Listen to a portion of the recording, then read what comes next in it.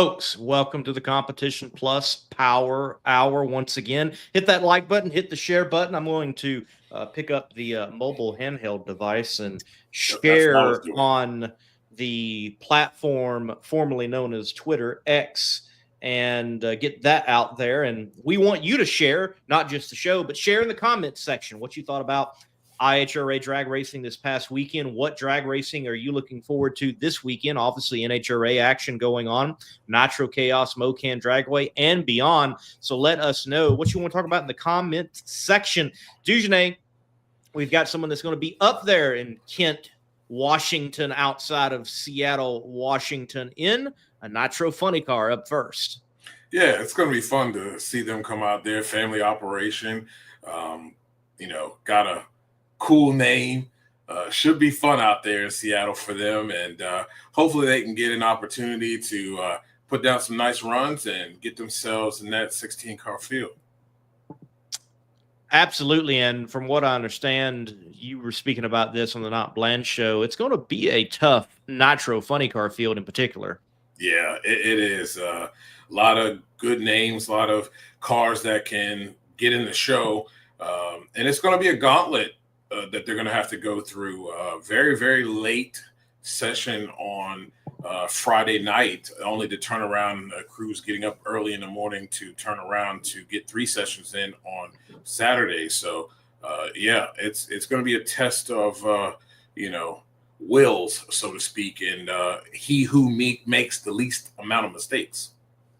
Yes, and you had a good conversation with David Wazowski earlier on your show, the Not Bland show. Folks, be sure to give Dujane here a sub on his YouTube channel, the Not Bland show, and also a follow on his Facebook page, the Not Bland show, and you're able to buy that, get in on some of the great shows that he has going on.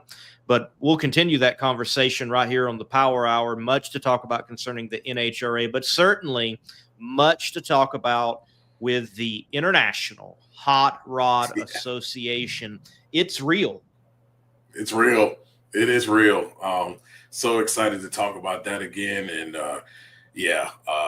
man, it's so good to see them back. It was a blast. Yes, it was a blast. It was also a marathon. And it is certainly something that I look forward to right here on the Competition Plus Power Hour talking about, because I'm sure folks have a ton of questions. I'm sure they want some more insight, and certainly can be able to provide that. I know you watched the stream intently, yes, and I was there. Hey, Darrell Kraft. Hey, man, nice to meet you finally. You've been commenting, watching things for a while now, whether it's right here on the Power Hour or Monday Morning Race. So cool to meet you, man. Good to meet you there at formerly National Trail Raceway, now Durana Raceway, there near Columbus, Ohio. Wow, what a fan base. They really get upset when you say Columbus. I know. Goodness. Wow. Guys, hey, everywhere else in the country, you say the big town near, it's going to be okay. It's going to be okay. We're talking about, a big supporter of this show, Competition Plus Power Hour. That is Weldon High Performance. For all your high performance needs concerning pumps, you need to be looking at high performance from Weldon High Performance. Whether it's up in the air, they've got you pumping, or whether it's down the track, they've got you pumping. Weldon High Performance. Then Dylan.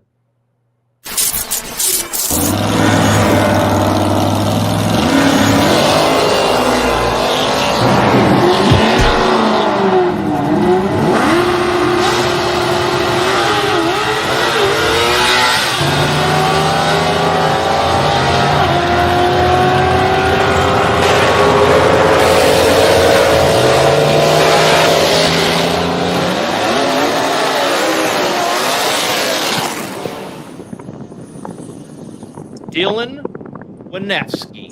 Welcome. The Nitro Moose to the Competition Plus Power Hour. How's it going, man? Good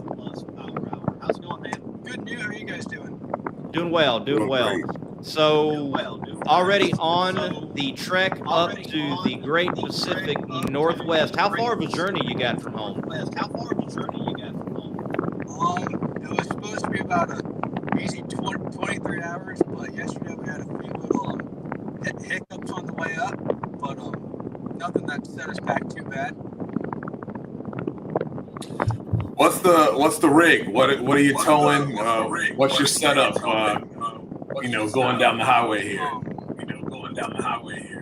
It is a 32-foot competition gooseneck and a 3500 Dodge, and then we also have a 16-foot tag trailer with a 2500 Dodge.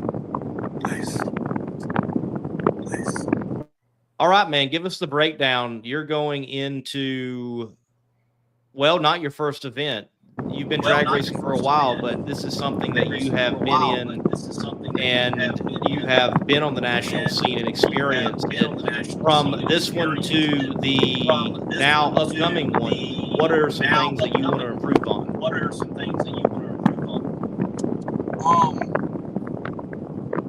Probably things that I'd like to improve on would just be getting the same routine in the car, working on my reaction times, something I need to improve on, and just doing the same thing over and over. You can't change anything, because then that messes with the tune-up, which I found out the hard way.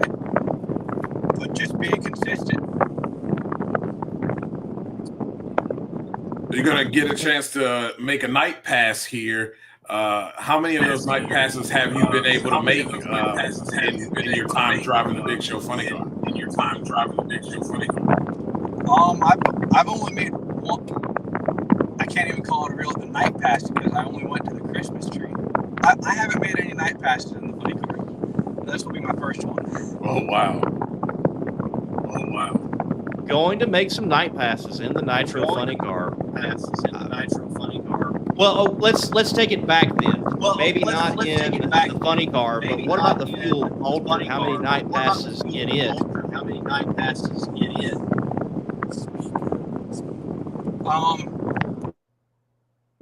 I might have only made four to six night runs in the Ultra.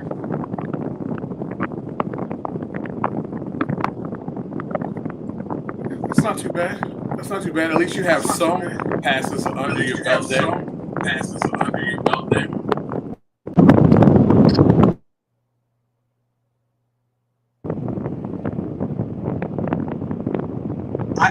I do have enough to be comfortable, but you don't really get a lot of chances to run at night. Yeah.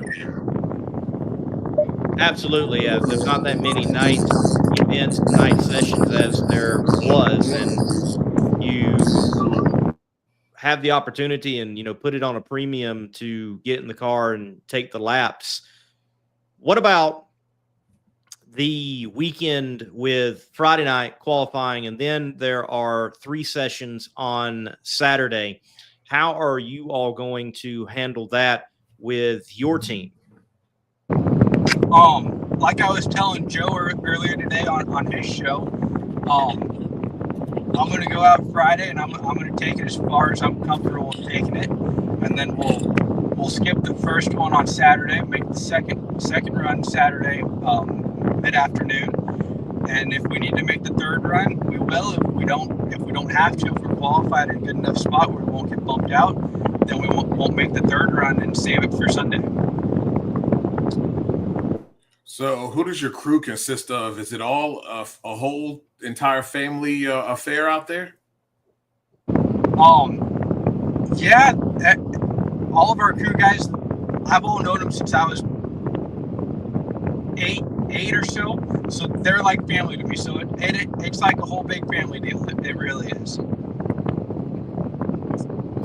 Dylan, let me bring up a photo of the hot rod. I've got it queued up here, and we'll take a look at it. But you have got this car not that long ago.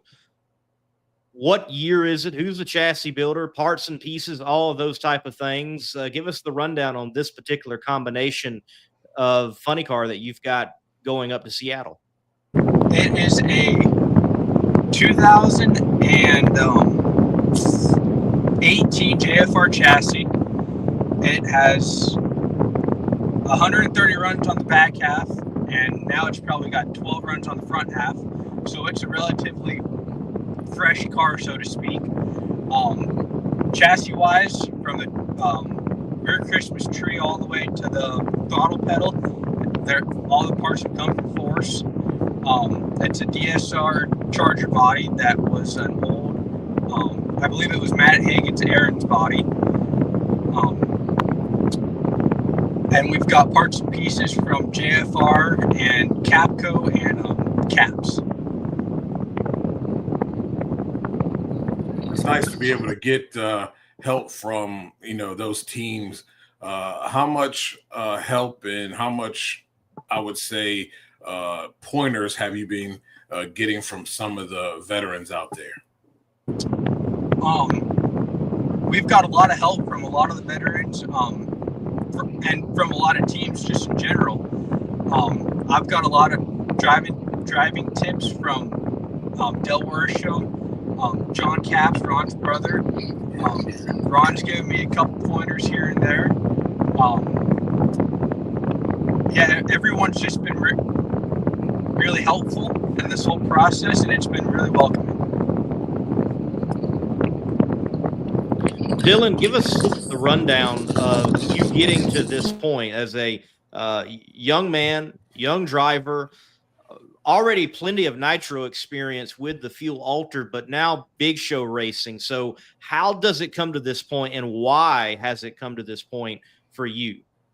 Well, I started racing juniors when I was 8, and I raced juniors from the time I was 8 till I was 16. I sat out for a year, and then I went to Frank Hawley School to get my Super Comp license.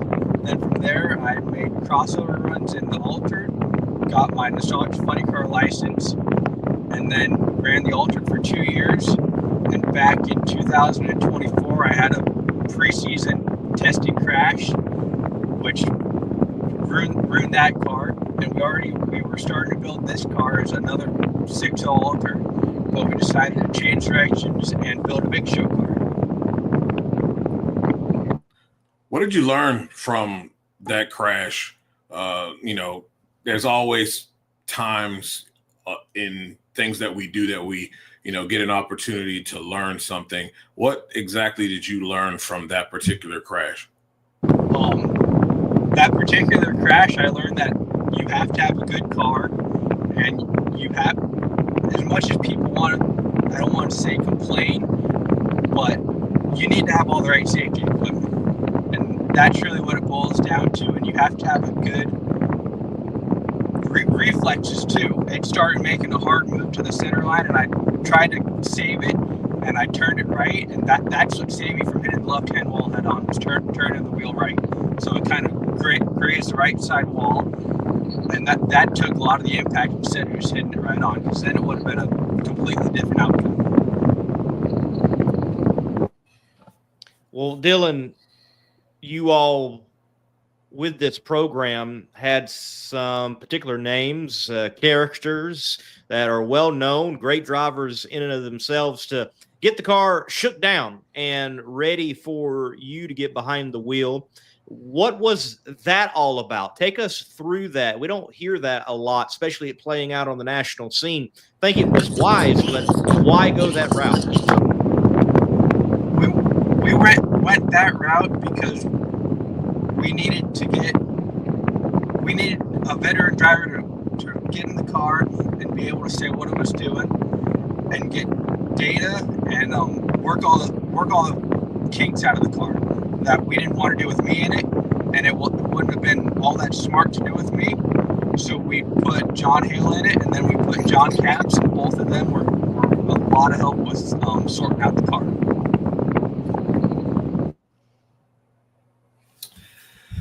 Well, here are, you're coming out here, you're driving out here. Do you like driving this rig and going from race to race, first? And second, what's the tunes like being on the road? What are you listening to?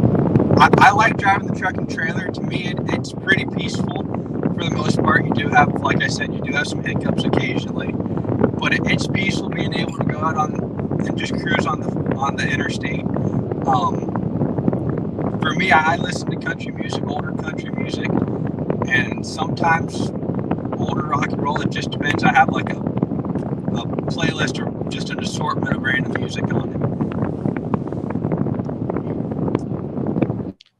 Dylan, look, we just had this past weekend International Hot Rod Association there near Columbus, Ohio at Dorano Raceway, formerly National Trail Raceway. And though you're based out of the western side of the country, is that intriguing? Is that hopeful? Is that something worth even possibly in the future towing out to with the payout and run ratio that the IHRA presented and held this past weekend? So it is more, I'm trying to think of the word. I don't want to say relieving, but it is nice knowing there's a second place, and it'll be good for like the chaos cars. They had a lot of chaos funny cars there. But personally, for us, unless we moved out there, I don't really think that there would be a good reason not a good reason, but it'd have to take a lot to go out there. It'd have to be around for a couple years before we think about going out there. But I hope it works out for them, because that'd give a lot of the smaller independent guys another place to race. All right, it's race day. I've asked this question. I love this question. It's race day. You're getting prepared for the things that you have to do at hand. What is your pregame? What you listening to? Are you superstitious? Like, is there certain things you got to have during that day, or what's going on? No, me, I'm kind of just a go with the flow kind of guy. I'll work on the car before on Sunday morning. I'll be working on the car. If I'm not doing anything, I kind of feel lost in a way, because I'm always working on the car. So not working on the car is kind of like it's different. It's not me. I like working on the car. I need to work on the car. I got you. It helps shift your focus, and then you can move your focus back and keep doing your thing from driving, from crewing. Heading up to Seattle, I know that, well, it's West Coast. Obviously, that makes sense, but why this race? It's still a little bit of a drive, and, why not? Why go into this market and race at Seattle in particular? A lot of teams choose not to go to this race. It's like the Epping of the West in a lot of ways, in good ways, and this is the bad way. So why this race in particular? It has a lower car count for one, and two, we wouldn't be able to do Sonoma. We'd be short a couple crew guys, and some of our crew guys are from up in Washington, so they get to come and see their family for a couple of days, and it just kind of works out for everyone coming to Seattle.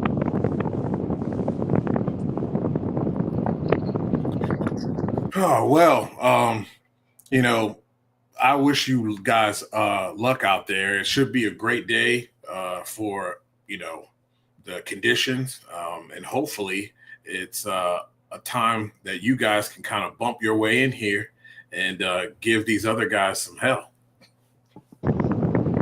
Yeah, it'll be it's going to be a good weekend. It'll be a good weekend for sure. They say all the good weekends start out a little rough, and this one has started out a little rough. So there's going to be some rewards this weekend. That's for sure. How far you got to go? I think we're about, I'm going to say 3 hours from the racetrack, but we're going to stop in Moses Lake tonight, to see one of our crew guys. His mom lives up there, so we're gonna stop and see her for the night, and then drive in the morning the other 2.5 hours to the racetrack. Yes, it's been an interesting day thus far. I'll bring up some photos so that folks can, enjoy your pain right here on the Competition Plus Power Hour. But trailer blowout, tire blowout, and then also not just that, but from reading the caption, interesting dilemma with one truck and swapping things out. Yeah, that was a great way to start a Monday morning. So we left our house at about 6 o'clock Monday morning, getting on the freeway, and check engine light comes on, and I'm like, it wasn't building any boost. My truck wasn't building any boost, and it blew an intercooler boot. So we had to go back to the shop. I had to drop off my truck. One of our crew guys, Brian Kelly, let me borrow his truck. So I went and got his truck, hooked it up to the trailers, put all my bags and everything in the truck, hit the road, and probably 20 miles outside of Kingman, hear a loud pop. I'm like, this is a great way to start the trip. So pulled over, changed the tire. We have a buddy, Andy Trujillo, with Outlaw Side by Side in Kingman. He was able to get us 4 tires and help us out mounting them and get us back on the road. Yeah, eventful start for sure. So all the crazy stuff should be out of the way now. Everything else should be smooth sailing. Well, we hope so that is the case for you up there in Seattle. Still with some miles to go and at the track and coming back home. Last question I got for you, Dylan, between yourself, your dad, the fam, race team, any talks about, getting some altered body pieces and throwing the plastic, fiberglass, carbon fiber on that chassis and go run fuel altered chaos coming up in Tucson in November? We talked about getting an altered body to be able to go, not so much the fuel altered chaos in Tucson, because I'll be in Pomona that weekend working on an alcohol car, so that wouldn't work out. But we have talked occasionally. We'll talk about getting an altered body and just going and running the March meet, just to go and see all of our old friends from the nostalgia ranks. All right. Hey, I like it. Whether it's funny car, whether it's altered, getting out there and burning some nitromethane, it's just the cool way to do it. Dylan, look, have a great Northwest Nationals and surprise some folks for all the good reasons, man. Thank you very much. All right. Safe travels, Dylan. Dylan Winefsky, the Nitro Moose, heading up there to the Northwest Nationals. Got a great theme, the Nitro Moose. Yeah. And I'm sure folks are going to be pulling for him. That fan base will continue to grow, and you all can follow him. It is Dylan Winefsky Racing. You can follow him on Facebook. You can find him also on Instagram.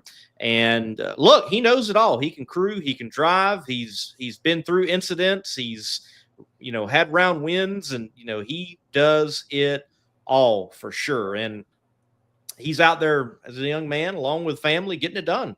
Yeah, I think those are the best drivers too. Hands-on, understand how the car works on the car. I think they have a better feel for things when it comes down to what the car may be doing or not doing. They're able to catch it a little bit quicker because they understand it a lot better. So yeah, man, keep doing that.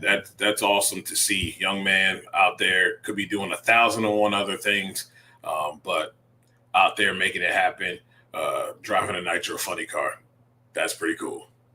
Well, someone that is definitely out there making it happen, and he's been making it happen for years and has become the people's champ, and he's made it happen from spectacular moments of glory to flame, all of it. That's Scott Palmer. Well, he had a glorious moment this past weekend outside of Columbus, Ohio, there at the now Durana Raceway, formerly National Trail Raceway, in the rebirth of the IHRA. We have a new top fuel event champion in the International Hot Rod Association, and it is Scott Palmer. Before we go and get Scott here on the show, you never know. Dylan and that Nitro Moose funny car, they just might be a bracket buster. Be sure this weekend with the Northwest Nationals to play Drag Race Bracket Bonanza.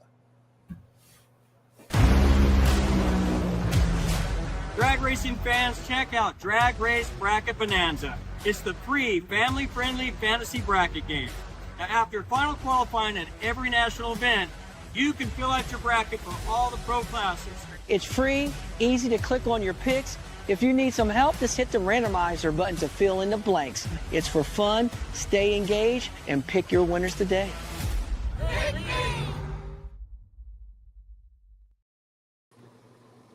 And live here on the Power Hour, certainly no stranger, Scott Palmer with the Buc-ee's pillows right behind him. I see those, man. Absolutely. Crystal loves Buc-ee's. Crystal, Callie Mills, the whole Mills family. Every time we pass one, we get up on two wheels trying to get over on the exits, you know. Hey, Buc-ee's is spectacular. It is a cultural phenomenon, each and every one of them. For sure. So Scott Palmer is the 79th different driver to win and get an Ironman in Top Fuel. His last final was in 2008. Took a loss against Bruce Linton. Redemption this past weekend. Man, great weekend of racing.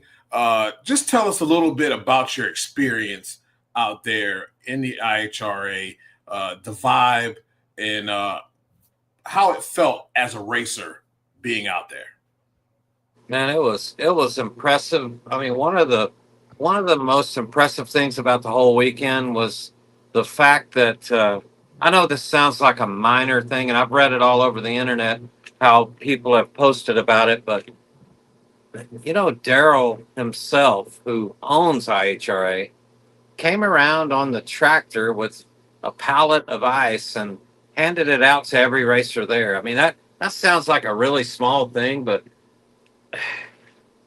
it just shows you how much he appreciated the racers being there.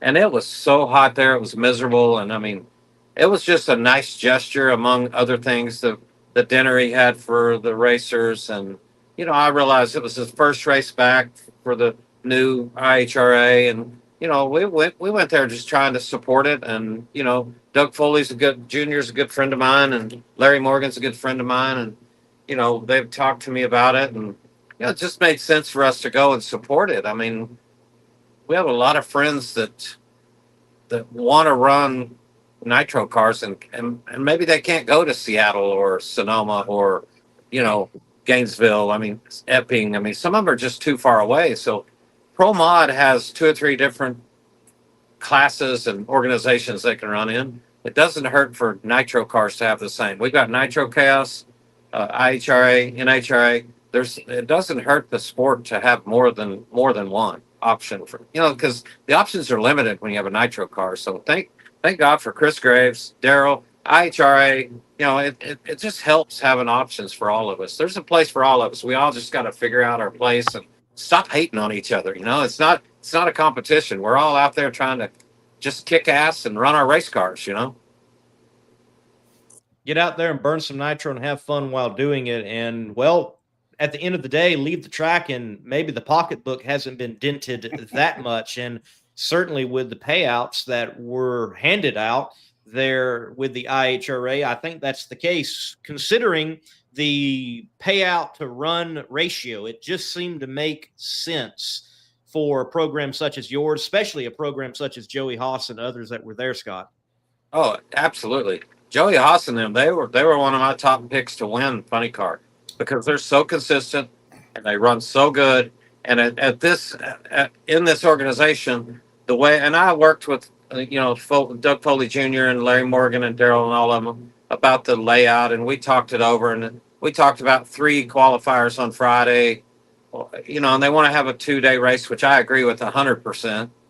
But, the middle, if you had 3, the middle session would probably be slim because it's just hard to make 3 in one day consistently. So it came down to 2. And to me, that levels the playing field. If you look at the qualifying sheet on any race in NHRA, there are some big name teams that are at the bottom of the list. But if you give them 4 shots at the track, they'll get it figured out. Where us little guys, and I consider myself a little guy, even though we've been to the final round at a couple of NHRA races and ran the full season and gotten the top 10. You can do that when you run the whole season.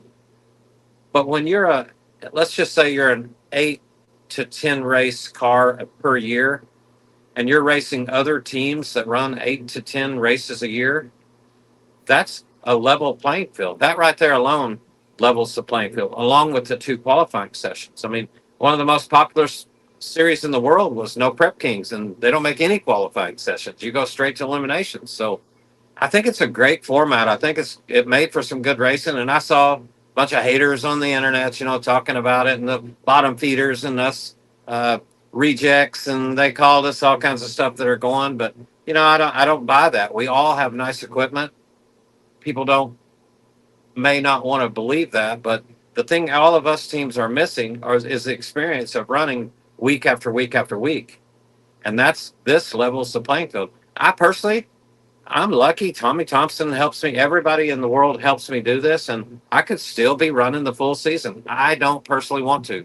I want to run 10 or 12 races a year, and I want to run pro mods some, and I want to go to these other organizations. Next weekend, Nitro Chaos will be in my backyard. It'll be in Mocan Dragway. It's 40 minutes from my shop. So, I don't want to travel the country unless I want to. I pick and choose where I want to go. Yeah, when I heard this, I thought it was just a perfect scenario for teams like yourself, Krista Baldwin, Joey Haas, so many others that were out there. It makes a lot of sense. And to be honest with you, I didn't miss the 380 runs. I thought that the competition, as me and Lee, we cover Southeast Gases Association, and they don't even put times up. And to me, I felt like I was watching that only in the IHRA. It was about the competition and who got to the finish line first. It was such close racing, and I think that makes a difference. And being different in that manner, I think, is going to be so helpful. And the fact that there was success, I believe there should be more cars that will come out to participate in this because of not just the payout, but the fact that, hey, my cost to win ratio makes sense. I'm not having to put my car out there so many times, and I really don't have the parts, to do those 4 sessions. Right. No, I think you're 100% right. And I believe, and this was my thinking on the payout. The payouts, let's be honest, it pays $5,000 more to qualify in IHRA. That $5,000, and you make 2 runs instead of 4. Now, you can get to 10 if you make 2, but you're probably going to have to make 4 to qualify at an NHRA race unless they're short on cars. So if you can make 2 runs, get $5,000 more dollars. Every team out here, nobody's going to go on vacation with that extra $5,000. They're going to go back to their shop, buy some parts, get another crew guy, do something to get to the next race, and they'll be a better team every single time they come to a race, and they'll continue to get better as the season goes on. And honestly, I think everybody should be happy about that, because no matter what organization you go and run, you're going to have some better racers there. They get to race more, they get to buy more parts for their car, or more crew guys. And crew guys are super important in this deal. I mean, we are so lucky that we have some hardcore crew guys that come out here because they love it, and we're lucky to have them. And all of our guys, Bobby Cardoza, Todd Haas, everybody who helps on this team. I mean, you cannot get a better group than we've got. And even the guys who have left and gone on to do stuff, they jump in there and help us whenever we need, whatever we need to do. But we're lucky to have that. And some people, the extra $5,000, they can fly in a couple more hands and everybody's going to improve. This whole series is good for the sport. It's one of the best things that's happened, honestly, probably in 20 years. I feel like right now you've got a scenario, Joey Haas, I wrote the press release for him before the action there at the International Hot Rod Association race, and he was definite that running Nitro Chaos and earning that championship and doing what it took to earn the championship, it matured their program. And now you roll over into the IHRA and what is there funding wise that can further help mature a program. So if you are out there now and you need to grow a program, you need to mature a program with hopes one day of qualifying for an NHRA national event. Well, now you've got some stepping stones to do it instead of rolling a big show car out and like, oh, let me get out here in the NHRA and try to do something. Yeah, I agree. And I honestly, I think in the next, the way Daryl's going about this deal, I don't know if whoever was out there, but if you looked around and saw the equipment that he's invested in, the trucks, the tractors, the track equipment, the personnel, Brandon Mass was out there with all his track prep stuff. I mean, there was a lot of effort went into this whole deal. And if this keeps, and it's gonna grow. He's already got more plans to make this a better series. And I mean, there was some growing pains, of course, the first race, but in my opinion, by Sunday at the finals, I mean, they made the right call Saturday night. The dude was coming in, and I mean, it was just the right call. They had every sort of disaster happen that you could have, weather-wise, track-wise, whatever it was. It was so hot. I saw some people bashing on the internet about nobody going down the track the first run or whatever. I said, it was 150 degrees outside. The track temp was crazy hot. And, you can look back to any race you want over the weekend when it's that hot. That a top fuel car, they just struggle going down when it's hot like that. So, you can't blame that part on IHRA because their equipment is second to none. And I believe that for next year there'll be a 10 or 12 race season, whatever they decide to do. But I believe you'll see. I don't know if it's going to be a stepping stone to the next level. I think it's going to be the next level without running 24 or 20 races a year. I think that's what it's going to end up being. I really think it's a first class, top notch deal. And Daryl and Doug Foley Jr., Larry, all the guys involved there, I believe they're going to prove it because I believe they're on a mission. And I was super impressed with it. Anybody who watched those final rounds, McIntyre winning against Del Worsham, super close. And if you didn't watch the final round and root for Krista Baldwin, I mean, I was rooting for her and I was in the other lane. I mean, for her to win that race, can you imagine her interview? And she's going to win one of these races. She's going to win one. I mean, it's possible. Lex June, I mean, he's making more runs in his car. I promise you, he's not going to spend his money going on vacation. He's going to put it back in his race car and he'll show up at the next one and he'll be better and faster and more consistent and he'll be in the winner's circle. It's going to be impressive. I'm really thankful for the opportunity to just not, and I've worked my whole life to run NHRA. I talked to Ned Walliser and I told him this is not a competition. This is just an opportunity to go do something else and get more runs and, kind of, no offense, but get my shit together. I don't run the whole season anymore. We need to make laps and get out there and get back after it. That was my thought process too, Scott, when all this came up for people like Krista Baldwin who still want to go over and run some NHRA races, Lex June as well. I really believe the more laps you guys get an opportunity to get, it's going to be tough for the big boys over there with these laps you guys are able to get over here in the IHRA because I believe it will only get better the more you guys are able to hit the track. And then when you do go over there, well, they're not going to want to have to face any of you guys on any given day, on a qualifying day or on Sunday, because you guys would be just that much better. And I'm really excited about the fact that people like yourself get an opportunity to have a series that they can race for a championship and they don't have to go from one end of the country to the other, especially when folks don't have the means to be able to do so. No, yeah, I agree. I mean, it's 100% right. And you know, I've usually run the Western Swing and run all the races far away. I enjoy all of those. I enjoy it all. But I just think this opportunity is something that needs to be pursued, and I think we need to support it because I think it benefits every organization. I think it benefits everything. You know, I know that there's plenty of pro mod organizations, but I just think there's room for more. There's just room for more of this. But nitro cars do not have an option at this point. We can match race. I'm going to Martin, Michigan the weekend after Milan, and I'll be there for the PDRA race, and it's a big race for us. I mean, it's one of the best races of the year. We look forward to going every year, and we have a great time.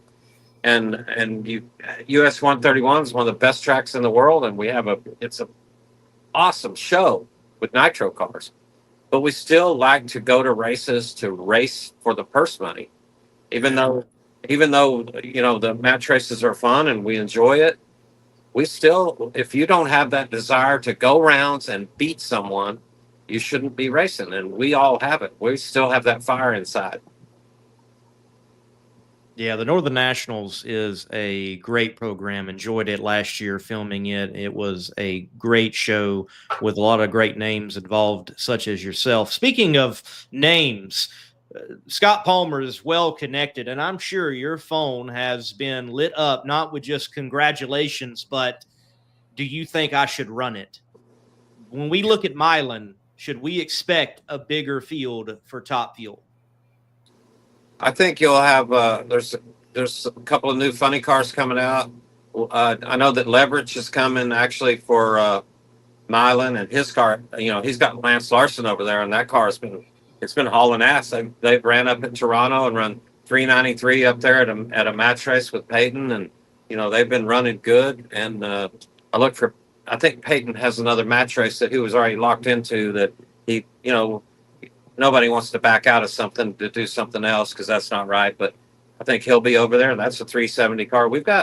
There are half the field are possibly 370 cars. Now, when it's hot like this, you just can't expect that out of cars. But I think you'll see. I think the fields will be about the same. There's a couple that have prior engagements that can't come, but there's others that are filling in for that are coming because they saw the program and saw the hope in it. And I think you'll see, you know, I mean, just think about it. There was 9 funny cars there and 8 Top Fuel cars at the very first race with all the doubters and all the haters and you know the checks cleared, all the money is already everything, all the doubters and all the concerns that everybody had are all washed away because Daryl. He got a phone call. Yeah, oh, there he is. Yep. Oh. We got you back, Scott. We got you back. I lose you? No, you're there. Brief. You got a phone call, didn't you? Uh-oh. Somebody's calling me. Okay. Hey, we'll give it just a moment. It's good. This happens every now and then. So. Yep. Can you hear us again yet? Yeah, I can hear you now. Okay. Right, There cool. we go. There we go. Uh-oh. They called back. They called back. Don't call this thing. This happens all the time. I tell you. It does. I tell you. I gotta start adding in the email that goes out. If you're using your phone, please put it on airplane mode while being connected to Wi-Fi. Yeah. That will eliminate it. It will. It Yes. will. Yes. Yeah. I find it funny that people talked about the fact that about the parts deal. Like, I don't think people really don't understand that all these small teams get quality parts now. Like, that's the reason why you see guys and girls go out there. The small teams are able to go out there and make NHRA fields and keep them honest. And at times have put big boys on the trailer. They have quality parts, man. They're not running junk. Those days are over with, man. Right. And if we get Scott Palmer back, we'll certainly bring him back on the show and continue the conversation with him. We might have him back now. Scott. Yep, I'm back. All right, he's back. I'm back. My phone keeps ringing, so it's shutting me off, I think. It happens, man. It's live. Yeah. No worries. That does happen. And you look, just goes to show that you're the superstar that everybody does tell you that you are. You're really that. Hey, I'm sitting in the motorhome in the parking lot of Capco. We went to dinner with Bobby Lagana and Rex Harris and Toad, Kevin Seco that works at Capco. And that we had to buy dinner because we won the race, so we had to drive straight here and buy dinner. It's if you win the race, you got to buy. I hope I have to buy in a couple of weeks again. Yeah. Hope so. Yeah. Indeed. Well, Scott, look, we'll let you go here in just a few moments. Last question from me. Man, you won. Like, I know you've been talking about IHRA and talking about the program and talking about how great it was, but you and your team won. It's got to be gratifying to be back in a winner's lane. Yeah, it really is. It meant a lot because we went to Vegas, and honestly, we struggled at Vegas. We went to Phoenix, Pomona, Vegas. Phoenix, we did okay. Pomona, we did good. We made 5 consistent runs, 81 to 82, not super fast. Like we ran low 70s, but we ran good and consistent, and went to Vegas thinking we were going to set the world on fire, and the blower landed out in the stands. Darren Mayer said I was firing his blowers off over to Iran, he thought. So I was like, man, we just struggled every single run there. So we went back home, took everything apart, and just thrashed on it to get everything, back in order. And I wanted to make a good appearance there. And we had a few issues, just. Dang. Stop calling that man. Oh, there you are. Okay. There you are. Yeah. But whenever you take, and my mom's at home. She had hip surgery, so I took a month and a half off. When you do that, it's like sitting out the winter again, and you got to start over again. So we had a few little bugs to work out, and I drove terrible. I'll be real honest with you. Tony Stewart sent me a message telling me good job, and I said, hey, if you ever want a substitute driver, don't pick me. I'm the worst driver out there because I just stunk the place up as a driver there. But in the final round, I kind of got everything together and, did okay in the final round. And but like I said, I was cheering for Krista because she's my favorite driver. People don't realize this. A lot of people don't, but she drove the PBR car for me when I was hurt from the Studebaker crash. So she came to Dallas and drove it for me. So she's really one of my favorite drivers and personalities in the sport. I think we need people like that, and it's just a great place to get her showcased and everyone else, Yeah. She was my pick. She was my pick too. I actually picked her to win the race over us, so I had my work cut out for her. Now, Scott Graham, her crew chief, is a good friend of mine, so him and Dan Minnick, and I know their capabilities, and I knew that would be a tough draw. Along with Doug Foley, I was really nervous on the second round because Doug Foley's tough, and that's a good team, So we had a good time. I mean, it was good competition, and I saw Krista's front wing out the corner of my eye for about 200 feet, and if you can see that wing, you're probably not ahead. It's really close. So right. I was nervous there for a little while. She put a couple cylinders out, and I had mine really back down, I wanted to make sure I didn't beat myself in the final round. I wanted to make sure plus I wanted to put on a good show. I want these cars to go down the track, and I want to shut all the haters up. And this is not, like I said, I worked my whole life to run NHRA, but there's no reason why we can't have 2 organizations that have quality cars and put on a good show. Like you said, if you turn the scoreboards off, nobody knows the difference in a 370 and a 390.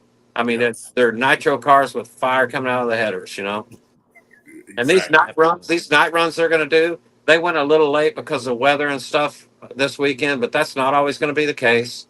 And that's one of the things I told them, man, if we could just have the last qualifying run at night and the final round at night, what a show that will be. And that's what it's going to be. I think it's going to be a great show for the fans, and it's affordable. I mean, it's affordable. It's 2 days, not 4, or 3 or 4 days. And I mean, I think it's just going to be good. It's a good experience for some of the people who have never been. So you'd be surprised how many people have never been to a drag race. It's amazing. Yeah, it is amazing. It is. It is. Yeah, my now wife, girlfriend at the time when she met you for the first time, and then she met Krista for the first time that same day up there at US 131. She's watching the stream and she's like, "Well, I like Scott, but I'm pulling for Krista. She needs to win." So she was definitely a favorite. That's okay. That doesn't hurt my feelings one bit because we were too. We love Krista and her whole family, and I mean, who doesn't like the Greek? I mean, that's Krista's granddad. I'm so jealous. I'm so jealous that that's not my family. I mean, it's pretty awesome though. I mean, we had a good final round, and man, what a dream weekend. I told Krista when we first got there, I said, I think it's going to be me and you in the final, and it was. Impressive. Yes, Scott. Hey, thank you for putting on a good show. Car was running good and still did the long burnouts. Appreciate that, man, out there as a part of the show. And I did do that. Now, I got scolded a little bit here at dinner from Bobby Lagana because I asked him, I was like, "Hey, Bobby, what you think about that burnout in the final round?" And he said, "You know what? The only thing I could think was, what if something happened and you couldn't get it back to the starting line? But man, I can't sell out. I got to do what I do, And I knew when I was backing up, I could just hear him giving me a little pep talk, in my head. But man, I knew that if I did a big ass burnout and I backed up and won the race, it would be even cooler." Right. Hey, you got that not backing up thing out of the way in Q1. So there you go. That's exactly right. and that was a fluke deal. So I knew that was fixed. So I just had to go back to normal. Once that car starts, my brain flips a switch and it goes into psycho mode anyway. So I just do whatever I do. Spectacular. Scott, thank you, man, and thank you for what you're doing in the sport and how you represent yourself. And you're the champion of remembering that there's still a show to all of this, and it's not just everything about performance. And remember the fans, and I appreciate that. And look, enjoy the time out there in the Capco parking lot and the next Buc-ee's. I sure will. Thank you, Scott. Thanks, Scott. Okay, thanks for having me. Folks, the people's champion, Scott Palmer. Always cool to chat with Scott. And hey, the cool people hang around Scott. I walked up into the trailer while I was there, and it was after qualifying day, and we're getting prepared for eliminations, and go into the trailer and got the three little dogs in the trailer, and they're cute as can be. And then go in there, it's Pete Dove, who is a cool dude and has one bad fuel altered in his own right. Kevin Kinsley, a man can drive everything and is the world's fastest fuel altered driver. And Scott Palmer in the lounge chatting. I mean, like, talk about cool kids. Yeah, that is pretty cool, man. That's cool. I just really enjoyed everything about what went down this past weekend. Really cool to see the IHRA back. And, we've talked about it time and time again. It's necessary. I think it only bolsters the quality of cars, especially those who still want to go and run a few, NHRA events. I really think this is a great spot. I hope we get a chance to see TJ Zizzo. I mean, I know he's got, obligations and, work and all of that, but I really would like to see TJ come out and run. I mean, that little bit of that money that you could make and not have to run the amount of qualifying sessions, really could help their program out a lot. Absolutely. And then also give them a place where they can, really race for a championship because, again, it's affordable and it's not going to hurt their pockets. And could you imagine if they got more laps in the IHRA and then ran the few races they run in NHRA? Dude, like I said, any of these cars that want to go to NHRA are going to be that much better for running in the IHRA because they just need the laps. They need the seat time. They need the laps to just fine tune their program, their tune up. And boy, you talk about hell for the big guys. It's already hell now with the cars you have showing up. Doug Foley, Dan Mercier, the likes. You get a few more out there that have run a couple laps, man. It's gonna be hell to pay. You talk about Mike McIntyre getting an opportunity to run and getting more laps. He already comes out and does an excellent job. More laps for him. Yeah, that's not good for the competition in the NHRA. So I love it. This is going to be great. Giving these folks a place to race, and that's important. That's important for the sport. It is important for the sport. Again, many may not realize it, remember it, that are younger fans, but there was a day and time the IHRA and the NHRA coexisted. Maybe didn't cooperate as much, but they were both very much so pushing drag racing forward. I mean, there are things such as the Winston brand first came to IHRA, not NHRA. And there are things in NHRA drag racing today that were first realized in the IHRA and also the AHRA. The NHRA has been, well, good about realizing what is a good thing and being a thief and adding it to its program. Nothing wrong with that. Improve your program. But the IHRA and the NHRA can coexist. They can both be there and be a benefit to the sport. Well, Dujne, let's continue to talk about the IHRA after this break. We'll do a deep dive in on it. You in the comment section, dive in on your thoughts from the IHRA this past weekend.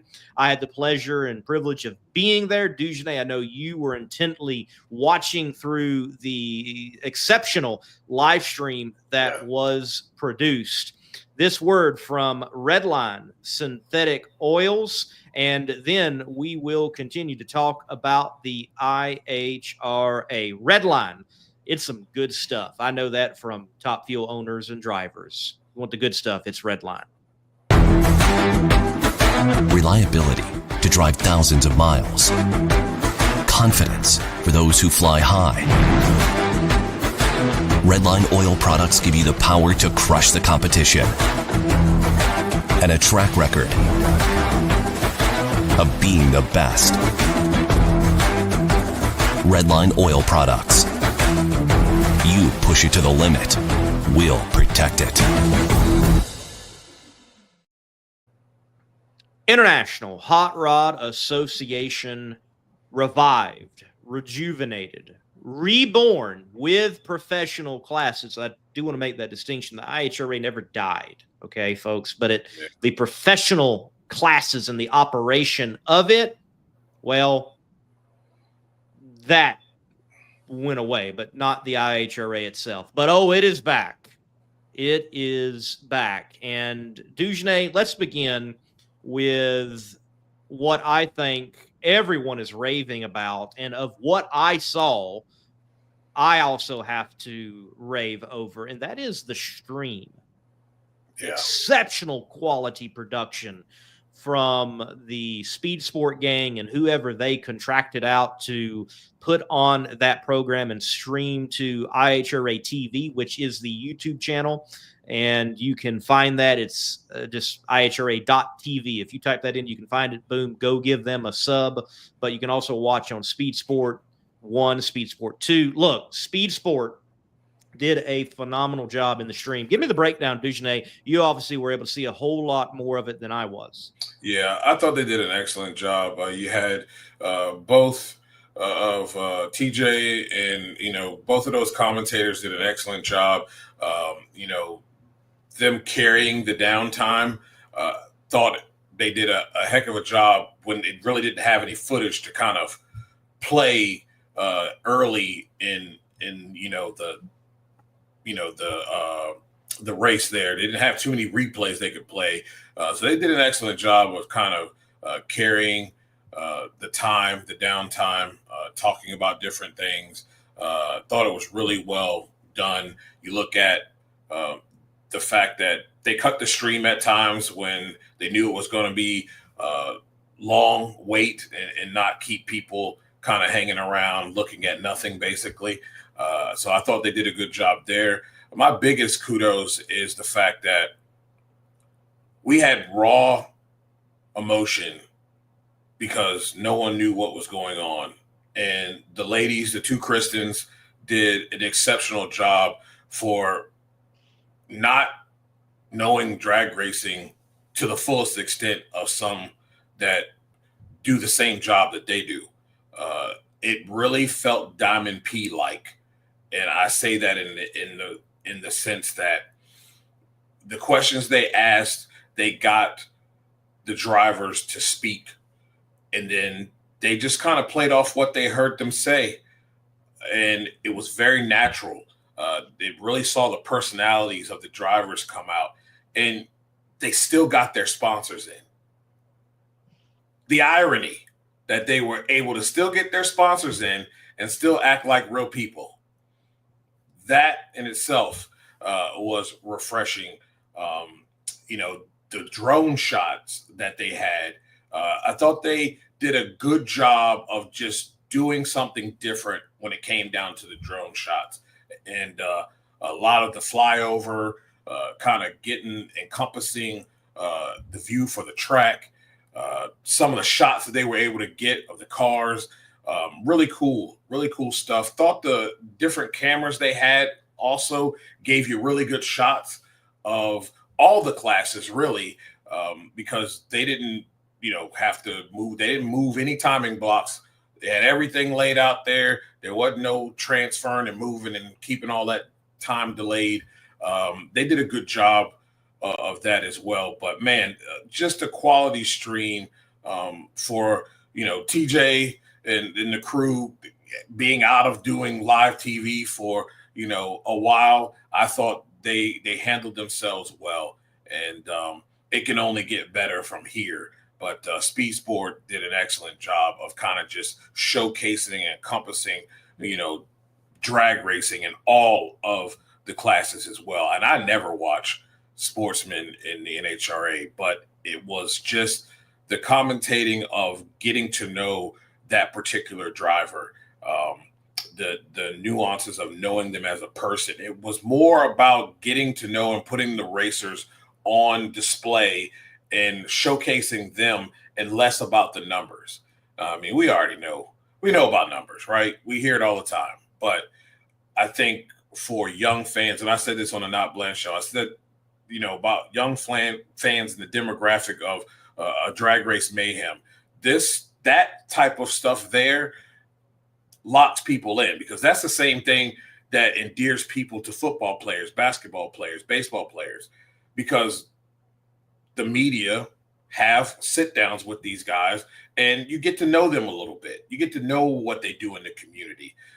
You get to know what their favorites are, or maybe they have favorite players they like watching.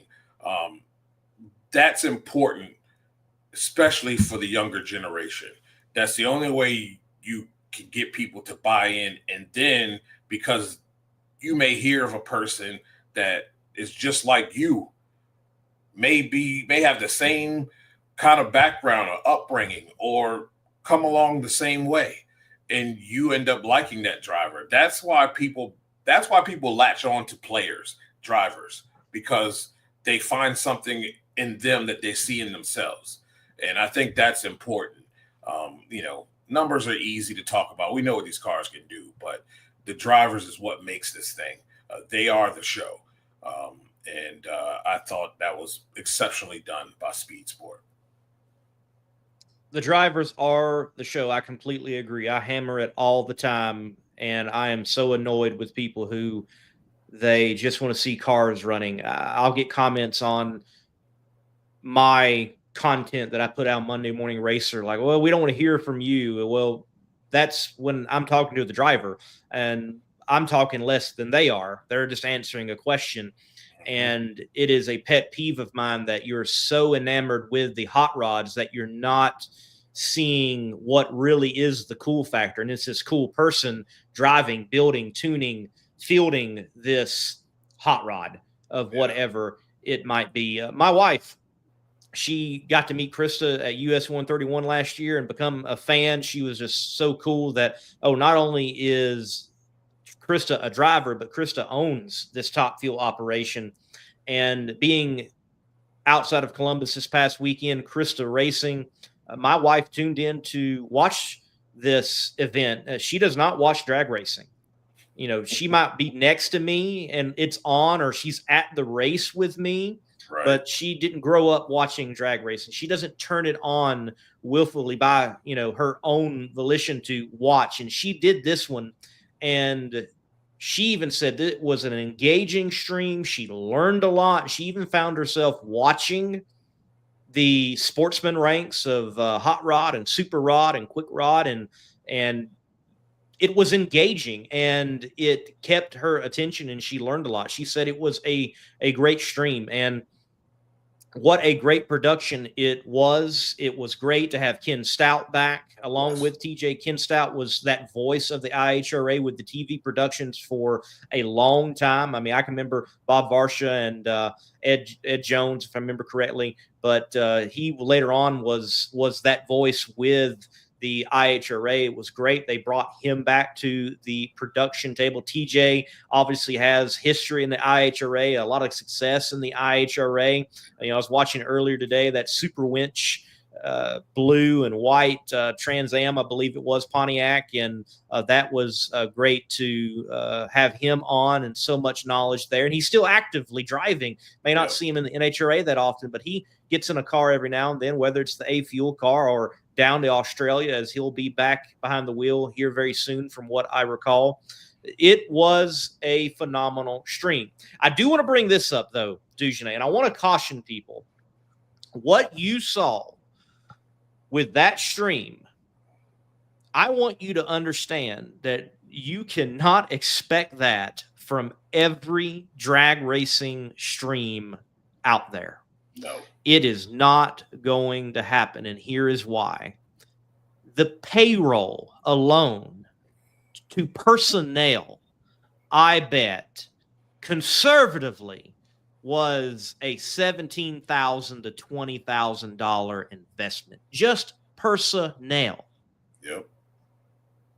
And a series such as Funny Car Chaos, for example, a series such as, I'm thinking Titans 10.5 out in the Midwest, and they've got, small tire 10.5 group racing and having a stream or a small production or like that. Or look, it's not going to happen. You can have a stream and it not cost what this one did, but this was exceptional. But I want people to understand that to have what you had, it costs. It costs in manpower and it costs in technology. There was at least, I would say, 15 people with TV crew vests on, putting on that production. That's the ones you could see. That's the ones that were outside, not to mention the ones inside, hitting buttons and switching things. And our own, David Wazowski, sharing stats, and,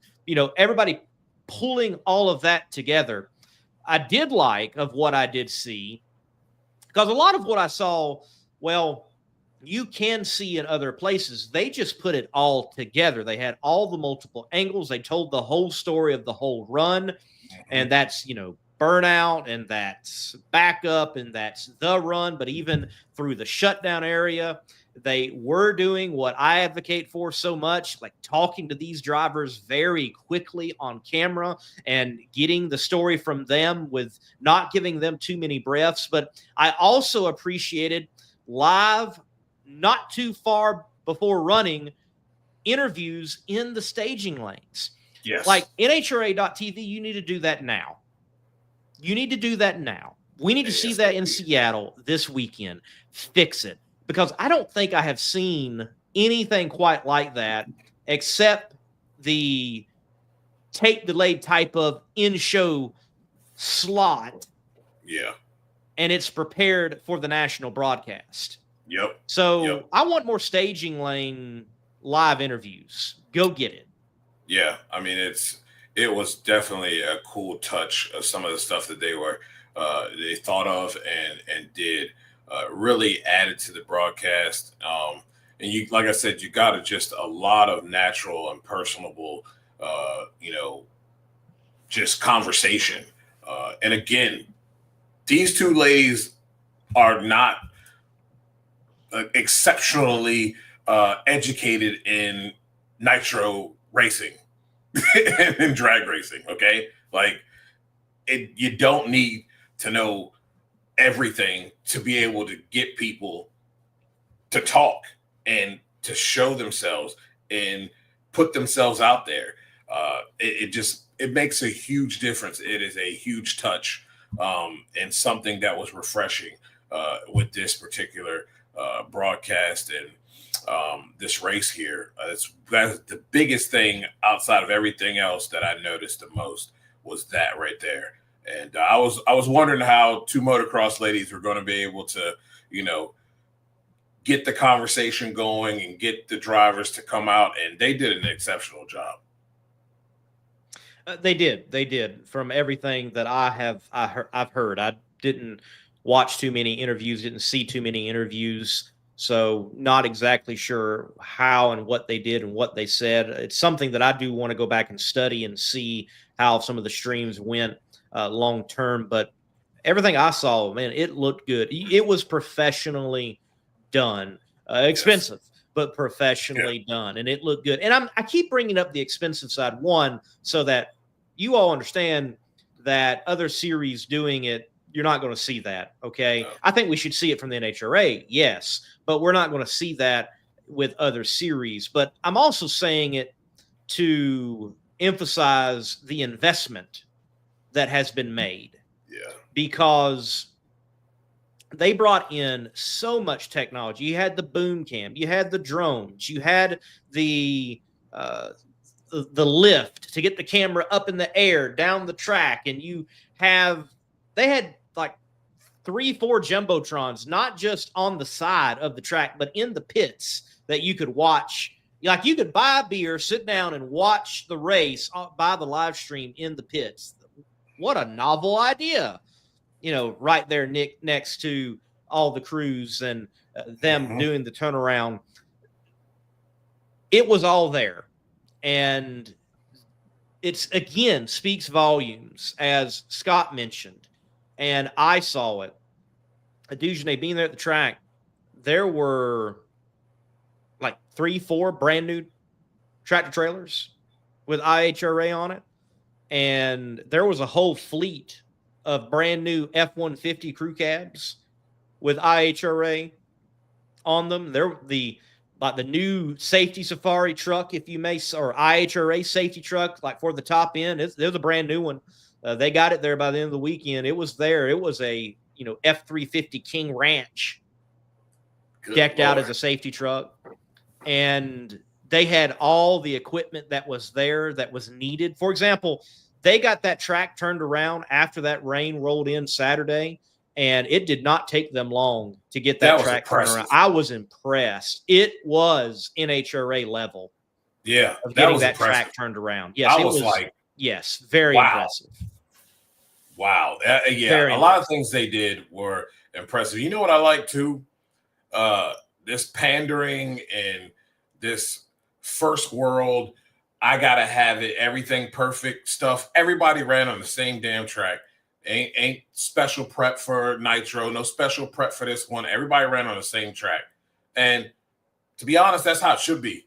The job is to tune to the racetrack given, not for you to get it prepared to the best of its ability so you can run the number you want to run. That's not how it works. That's not drag racing. That's prima donna racing.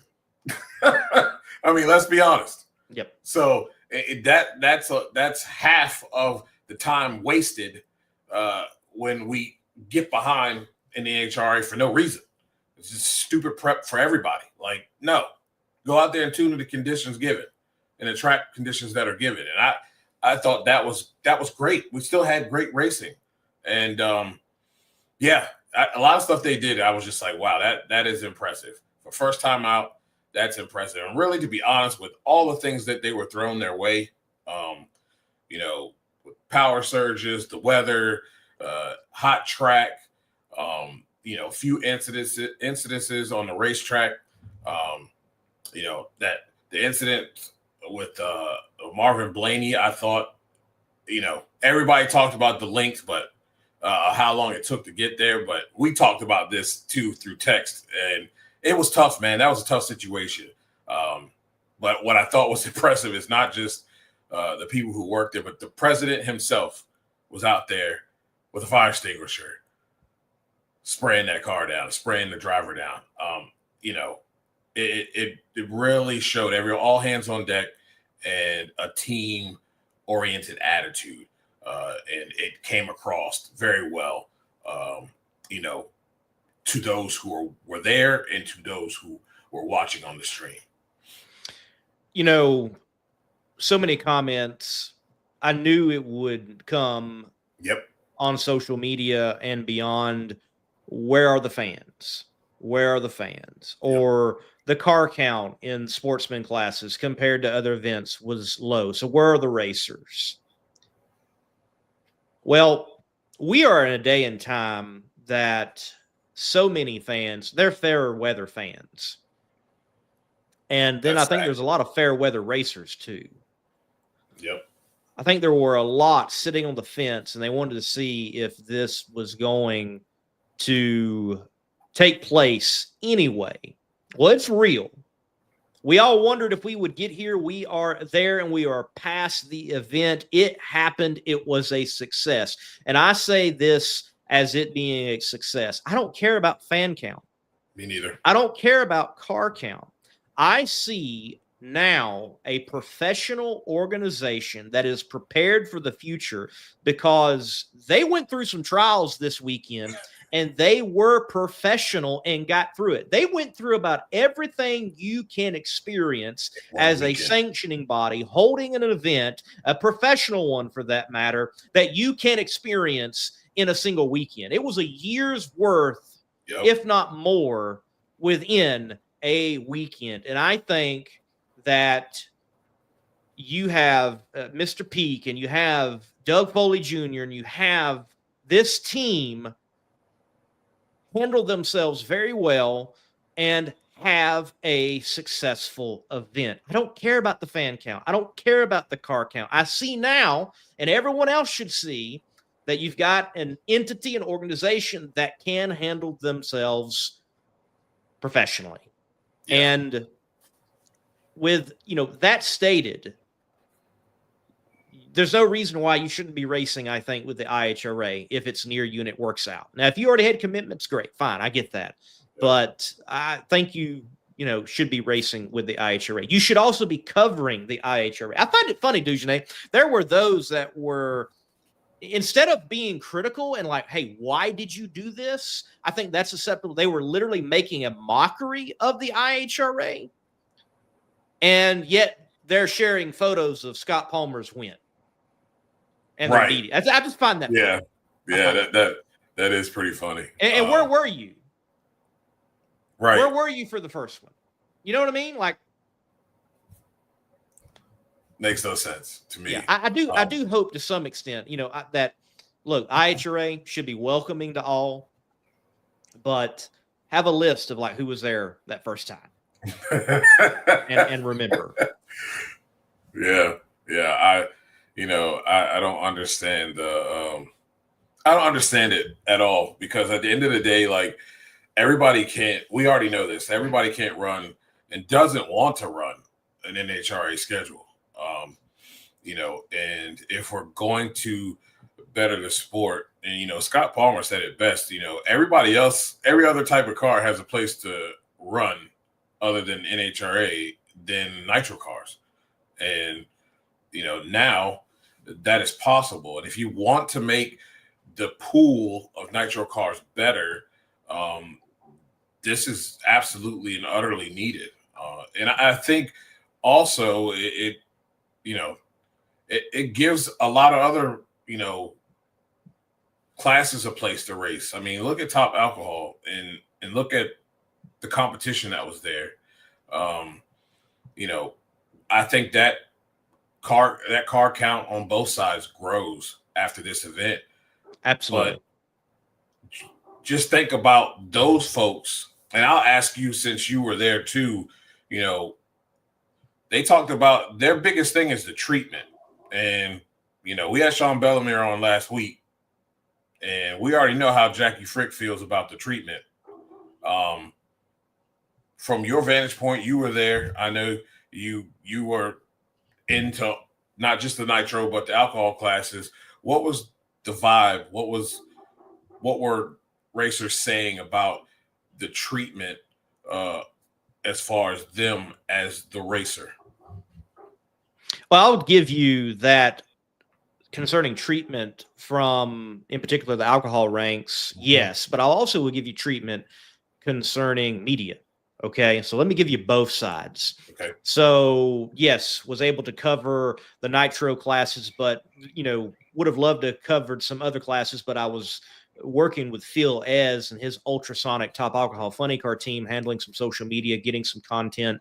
And, you know, in just knowing some of those people in top alcohol dragster, they were hopeful, and they come in and their hope was, well, it was redeemed to be worthwhile after the event. And they all, I don't think I heard a single negative comment other than Phil Ez being mad that he lost, but he's like, that's me being mad at me, not the IHRA and his reaction time in the final. But he mentioned, and, you know, I know Rachel Curl mentioned, I know DJ Cox mentioned, they're like, this was good. We felt treated right. And, you know, they got to open the show. You had opening ceremonies, boom, roll in the top alcohol funny car and top alcohol dragster. And I think that's important for them. They did not run at 8 a.m. They did not run at midnight. Okay. Right. They ran on schedule, on time, along with the big boys. They were treated right. And that was huge for them. And they did, you know, earn a little bit more money, and they made less runs. So that's a net win. Yep. Yes, treatment. I think they got treated on par with the fuel cars and the other classes that were there. And that to them is immensely important.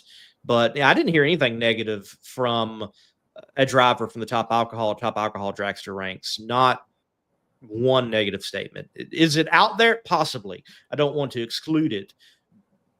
I'm not, you know, omniscient, but I did not hear it. They were all very positive. And I've got to say, if the NHRA is not careful, they could certainly lose the alcohol classes to something like the IHRA. Just look this weekend at the entry, you know, sheet for top alcohol funny car. It is abysmal. This is one of the worst outturnings. Oh, yes, this is bad. A national event that I can think of in a while. I mean, it can be bad, don't get me wrong, but this is 5. really bad. 5. For a national event. So, you know, you had right there near a full field. Melinda King wasn't able to make it, I think, due to some parts issues. But I guarantee that Phil Ez has already talked to Bob McCosh, and Bob McCosh has already talked to Sean Bellemere, and Sean Bellemere has already talked to this person, that, you know, and they're like, hey, let's go run Milan. And I expect that you're going to find, you know, it to be a bump situation in Milan. I think that is going to be the case. Now, media side. And I want to juxtapose it. One of the first times I ever went to an NHRA national event working for teams in any media capacity, it was like officially, it was the Winter Nationals. And it was 2020 before everything hit the fan at the Gator Nationals. Well, I get there. I'm trying to figure out, hey, where are the credentials? Where do you get your credentials? Where does all this take place and happen? And, you know, not knowing the ropes and not knowing this and not knowing that, I didn't know. No one could tell me. They're like, hey, you got to find the black trailer. Yeah, I remember that. Well, I didn't know where the black trailer was at Pomona. It's like only my second time ever to Pomona, and I certainly haven't had a need to look for this black trailer, the credential trailer, wherever it is at at the Fairplex and park routinely. I still to this day don't know. But there was a black trailer. I found it. I didn't know what it was. I thought it was the Credential trailer because it's a massive trailer. Come to find out, it was like the TV trailer where like some of the personalities hang out. And I walked up and I was like, hey, can I, get some help? And one lady was trying to help me out. Then there was this older gentleman. He came up, had white hair. I don't know who he is. I know this. He was an ass.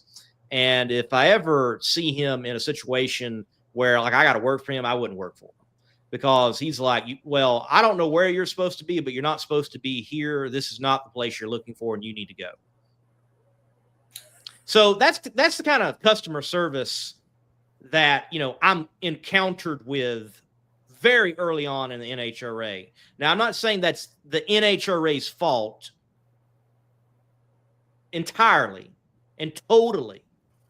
I have experienced great customer service from the NHRA, from the likes of Owlie Bland and also Josh Hatchett and other individuals. Don't misunderstand me. It's not everybody, but that was one of the earliest occurrences of, hey, I'm in need of service. Point me in the right direction. And it was, you're not supposed to be here. Get out of here.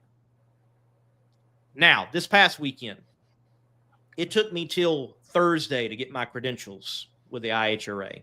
I've been trying to figure out. I was told to go through this one person. This person didn't get back with me. Finally find the individual, RPM Army, Kyle Moran. He sent me the number. Reach out. And Tyler with the IHRA, it wasn't, hey, man, you're too late. It wasn't, hey, we can't process that. It's like, hey, we're scrambling too. We get it. And we need to make it easier. Just send all this in. We'll get you good to go. You know what? Sent everything in as asked, was good to go. I get to the track and looking where to check in and to find a media suite. Well, it's unclear. See Kyle Chris with Straight Line Media. Hey, Kyle. Hey, man, how's it going? Hey, did you get all the fiberglass out yet from that last incident, where you almost took a car to the face next to the wall? Laugh, chuckle. Where is this check-in trailer? He's like, well, go check down at the green trailer. You'll see it. Just head down that way, green trailer. That's probably where you need to go. Get down there. That was not where we needed to go. But the lady at registration, instead of, as I have had happen with the NHRA at the Credential trailer, like when I have actually found it, and they've been like, well, it's not here. There's nothing we can do. She's like, hey, I'm going back to the tower. If you want to, and Jack Capella's with me too. He's like, if y'all want to come along and ride in the golf cart, I'll take you back to the tower. I'm going that way. Let's figure out this problem and find Tyler. Yeah, that's good stuff. That's the way it should be done. Yeah. And I heard folks had like golf carts and media had golf carts. Didn't even need to ask for them. Like, they were yes, if you ask Bobby, though, the golf cart might not have been that very useful because people kept stealing it. So, yeah. And continuing on treatment, media had catered meals. Now, again, compare that to NHRA. That's not strange. The NHRA does bring in meals. Do not misunderstand me. But these were catered. Like right. It was braised beef with green beans and almonds in it. Okay. And lasagna and, chicken Alfredo and, so on. Not a government cheese sandwich. Hey, look, I'm fine with Jimmy John's. Don't bother me. I'm not picky, but this stuff was legit. Bro, my first event in the NHRA was like you go to when you cover the NFL.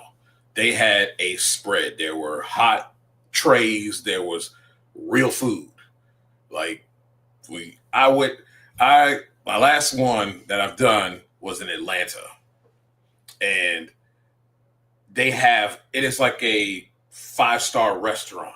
It is a spread of food, whether it may be pulled pork, short ribs, collard greens, potato salad. I mean, the whole 9 yards.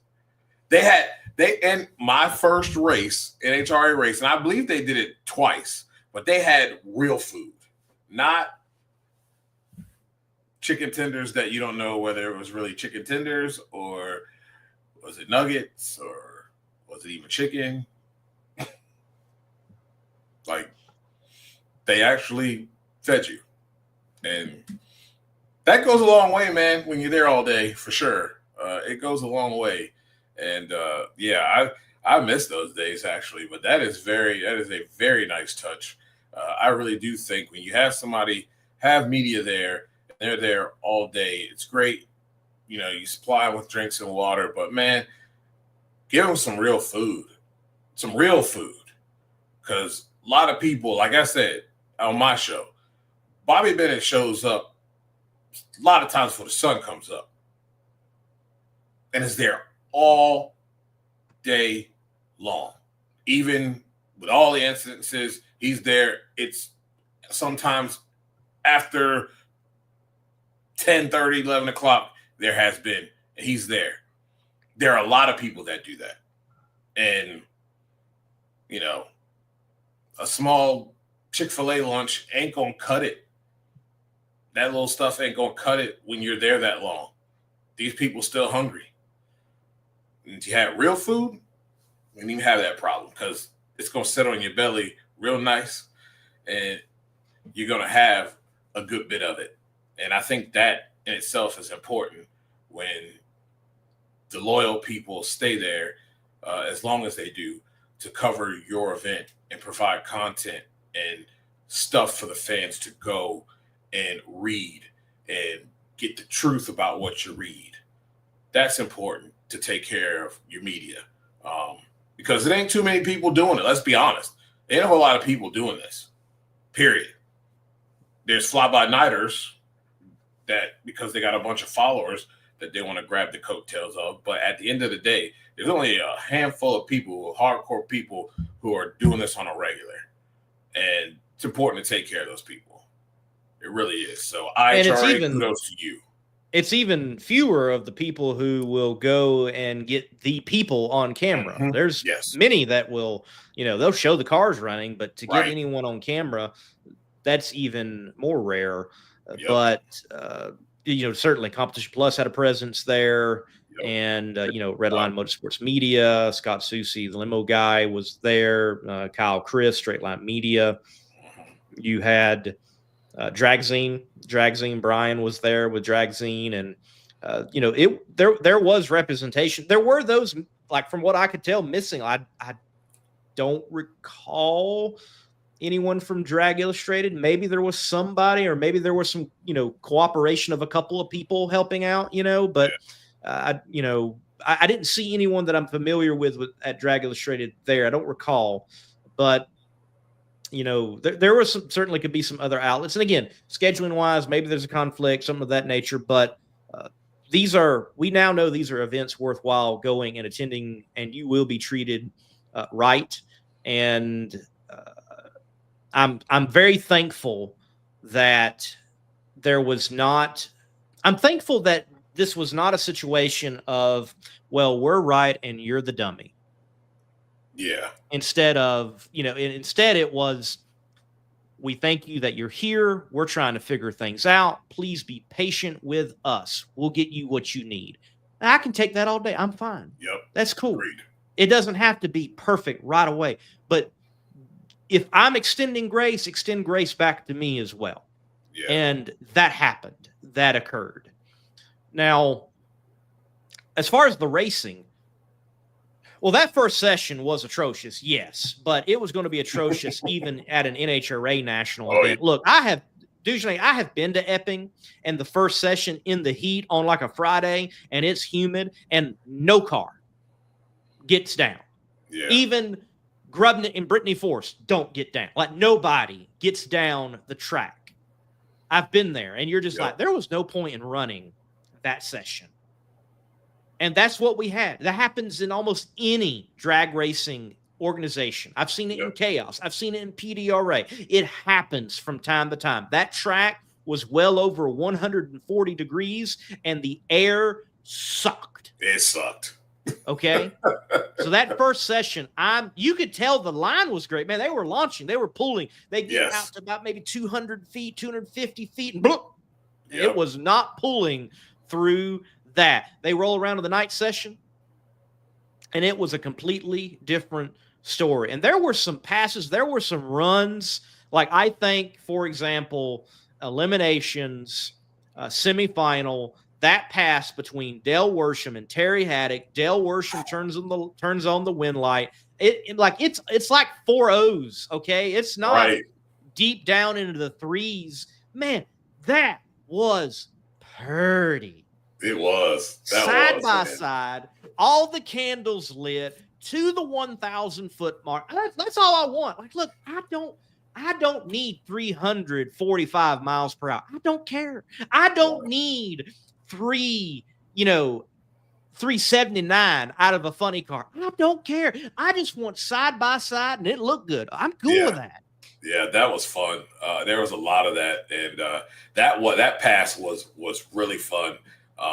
The pass between Mike McIntyre and Dell, that was fun. Final, yes, it was great. That was a great final. I really enjoyed it. I mean, Terry Haddock's flames were so orange. You could really see, like, Dell's car. It was like either blowing through a head gasket or something. It was kind of greenish and kind of light.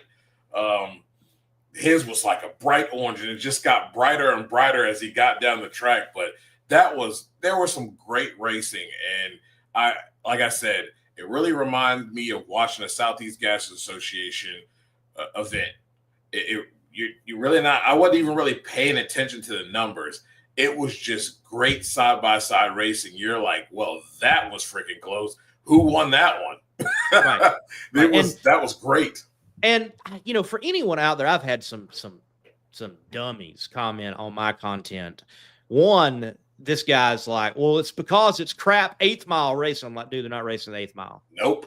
Like, this is not that hard to, count the blocks and then look at the groove and how, like, you can figure it. There's ways to figure out it's 1,000 feet. Okay. Mm-hmm. There's ways to figure, it out. And this guy just didn't get it. But anyway, it is like, oh, these, guys couldn't qualify. It couldn't, they couldn't put on a show in the NHRA. Look, I've seen dumb stuff happen in the NHRA too. Yeah. All right. I've seen, Steve Torrance go out there and not be able to get it in reverse. Does happen. It happens. Okay. Seen Clay Milliken blow it up right on the line. I've seen, these are all professional teams, and they're yet running nitro. You never know what is going to happen. Yeah. I have seen a lot of dumb stuff happen at the NHRA too. So don't think that, just because it's IHRA and it's NHRA rejects and all the stupid stuff's going to happen here. It happens up there too. Yeah. And with professional teams. It's all the same. It's all the same. Yeah. And thanks, AJ. Appreciate that, brother. But yeah, it's all the same. You're going to see same things you see at an NHRA event. You're going to see it at an IHRA event. But I think that all of this gets better and better each and every time they get a chance to get out there, just for the simple fact they're able to get more passes under their belt. And you talk about, folks not getting down on a session. Well, wait till you get to Friday night nitro nighttime racing here at 9:15. Wait till you get to that. Because I'm going to tell you right now, the last time we had a night session in Seattle, garbage. Nobody got down. It was a bunch of tire shake at about 200, 300 feet and coast. So I expect the same exact thing. They get one session Friday, and that is the session. So you tell me how many people going to get down. I don't have a whole lot of faith. I'm going to tell you that right now. That's not going to work. That track's going to be super tight. It's going to take some ingenuity and some thinking, but they're some of the best out there, and I don't see them making it. So it's not like we don't see this all the time. I just think a lot of people, if you don't like it, then just say you don't like it. You ain't got to crap on it.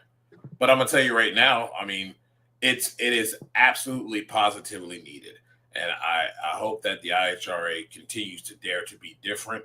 I think they're putting the racer first is important.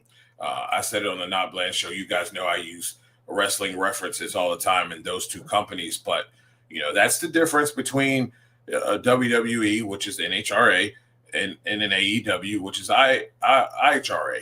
That Tony Khan takes care and pays his wrestlers. He doesn't put them through vigorous schedules where they're doing all these different things, not only doing the main shows, but they're doing live events. They're doing this, they're doing that. They're always all over the place, and it taxes your body. What the IHRA is doing here is so important. The 2 sessions, understanding that, hey, let's make it lucrative for these people to come out here. We already know they have small budgets. Let's make it lucrative so they're not hurting parts and putting an extra strain on their budget. So they actually are coming away from the race and actually leaving with some money in their pocket. The treatment, the food, the being attentive and bringing ice, knowing that it's hot out there, taking care of the racer, that stuff's going to go a long ways. And people coming out, I think of, like I said, I think of all the alcohol classes who really concerned about the treatment, don't like the treatment that they're receiving. Well, you know what? They were put on the grandiose stage here in IHRA, and they put on a damn show. That was the greatest way to start a show, to bring out those alcohol cars. That was really, really fun to watch. And it'll only get better because now they've seen that it can be done. Those people who were part of it are going to go tell their friends about how great it was, and that they should come out and do it. Yeah, this is something that the sport of drag racing is going to benefit off of so much. Just think about the people who run Nitro Chaos, Funny Car Chaos, that come out to the IHRA. Well, guess what? When they go to Chris Graves' Funny Car Chaos, Nitro Chaos, they're going to be that much better at making passes down the racetrack. You're going to get a better show because those guys are getting those laps, getting that repetition down, getting to know their car. Crew chiefs are getting to learn their car. Drivers are getting to learn their car. And it's not, I'm sitting around for several weeks and I come out and I'm got to knock the rust off. You know what I mean?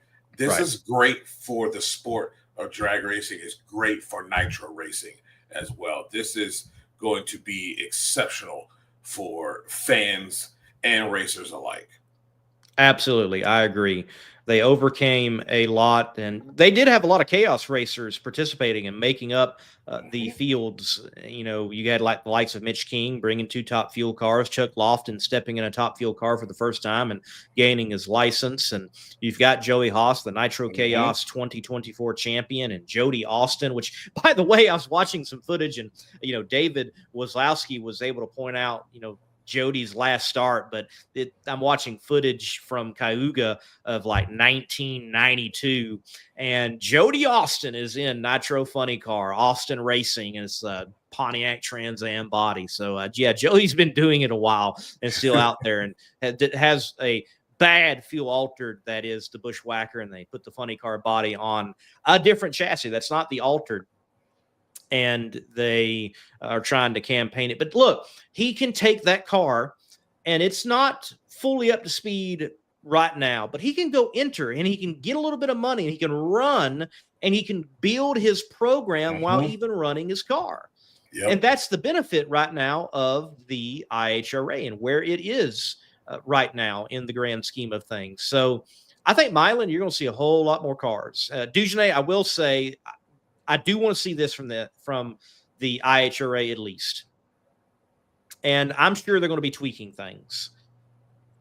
I'd say, look, just don't do the Pro Mod, Pro Nitrous thing. Look, combine it. Combine it. Okay, just combine it. PDRA has done that for years. It's kind of their thing. Just let that be there, okay? Yep. Let's combine them. Granted, I know Pro Mod racers and parity, headache. I get it. But let's try to work that out. I wouldn't mind seeing that. I want to see fuel altered added, have a third nitro class, add fuel altered. And unless there is a dramatic shift, no offense to Mr. Beaver and Larry Morgan and Reese and other, but 500 cubic big inch pro stock, don't run it. Yep. Just stick with mountain motor. That was my thought. And make it too. quarter mile where Yep. you can. Yep. That was my thought too. No offense, but put a mountain motor in those chassis and go run. There's just not enough. There's just not enough for those 500 cubic inch cars. Well, I think the people who run 500 cubic inch, where they run it, they showed their thoughts. Oh yeah, definitely. Yep, exactly. Because I mean, there's no doubt you could have had some of the, some of the guys who, on those teams that are not making.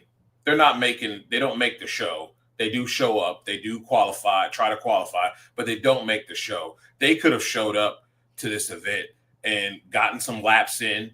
That would have given their drivers some seat time, but they chose not to, and that's fine.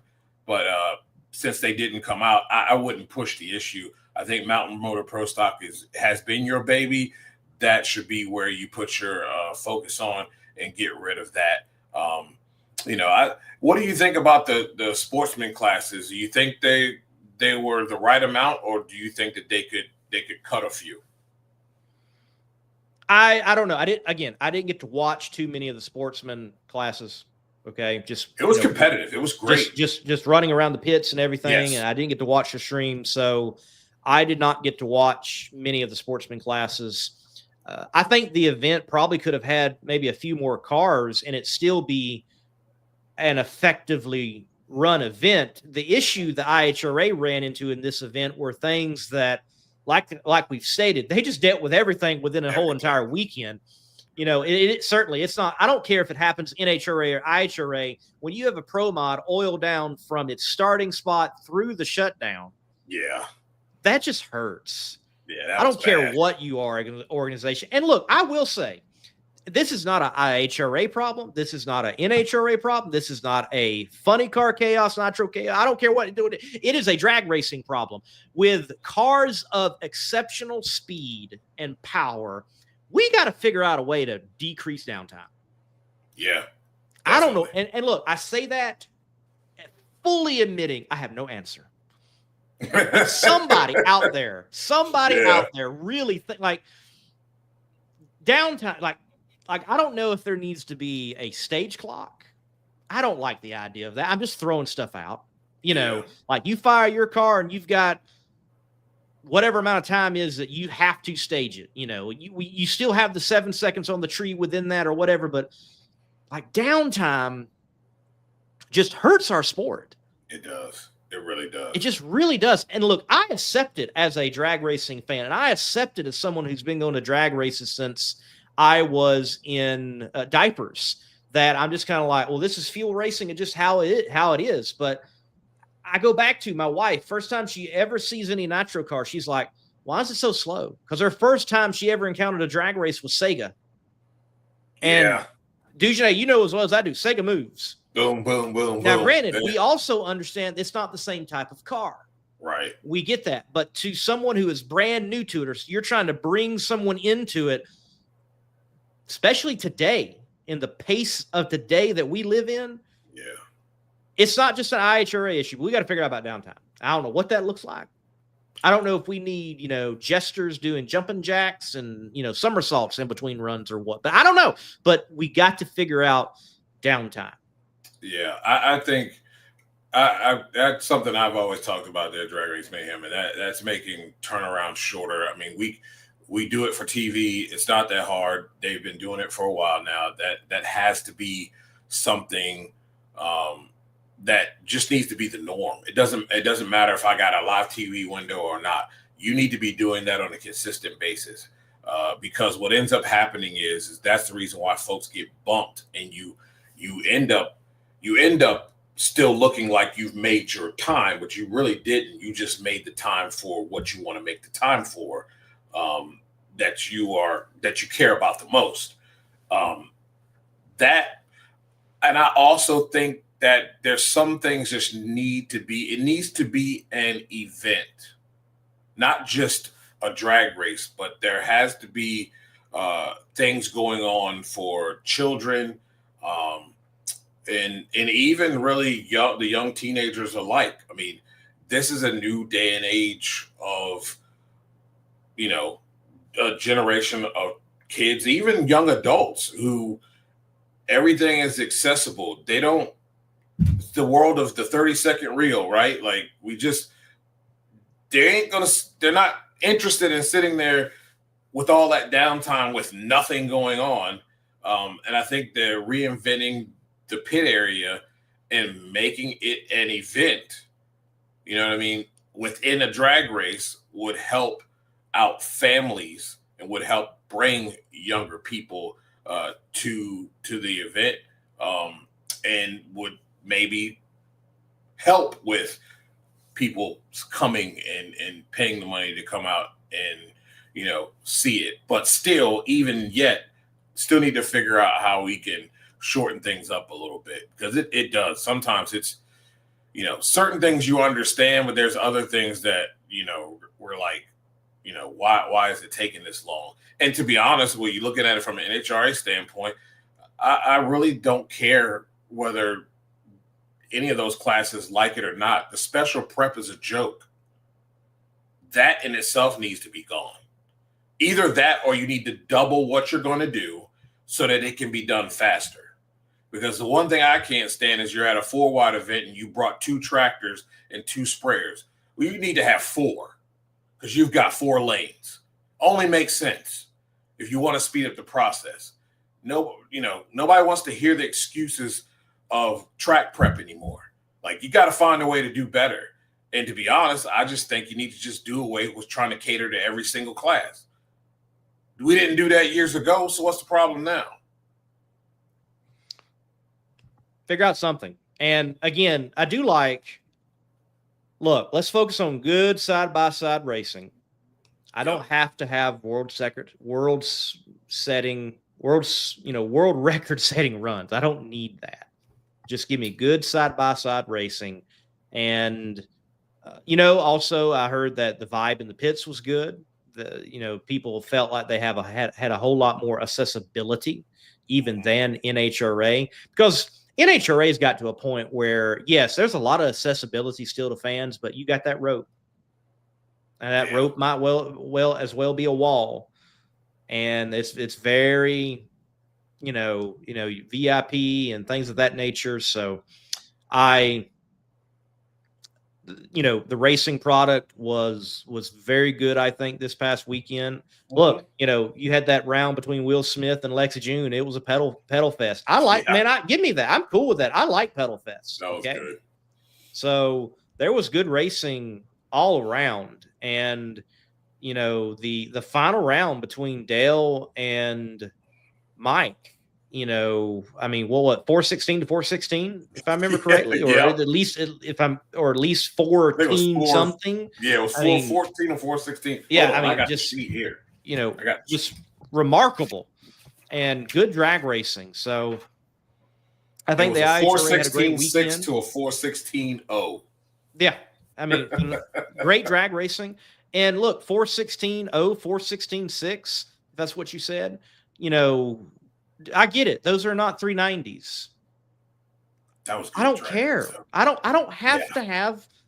I just don't. I've seen a lot of good drag racing at Chaos, and it's 8th mile, and these cars are not qualifying for the NHRA.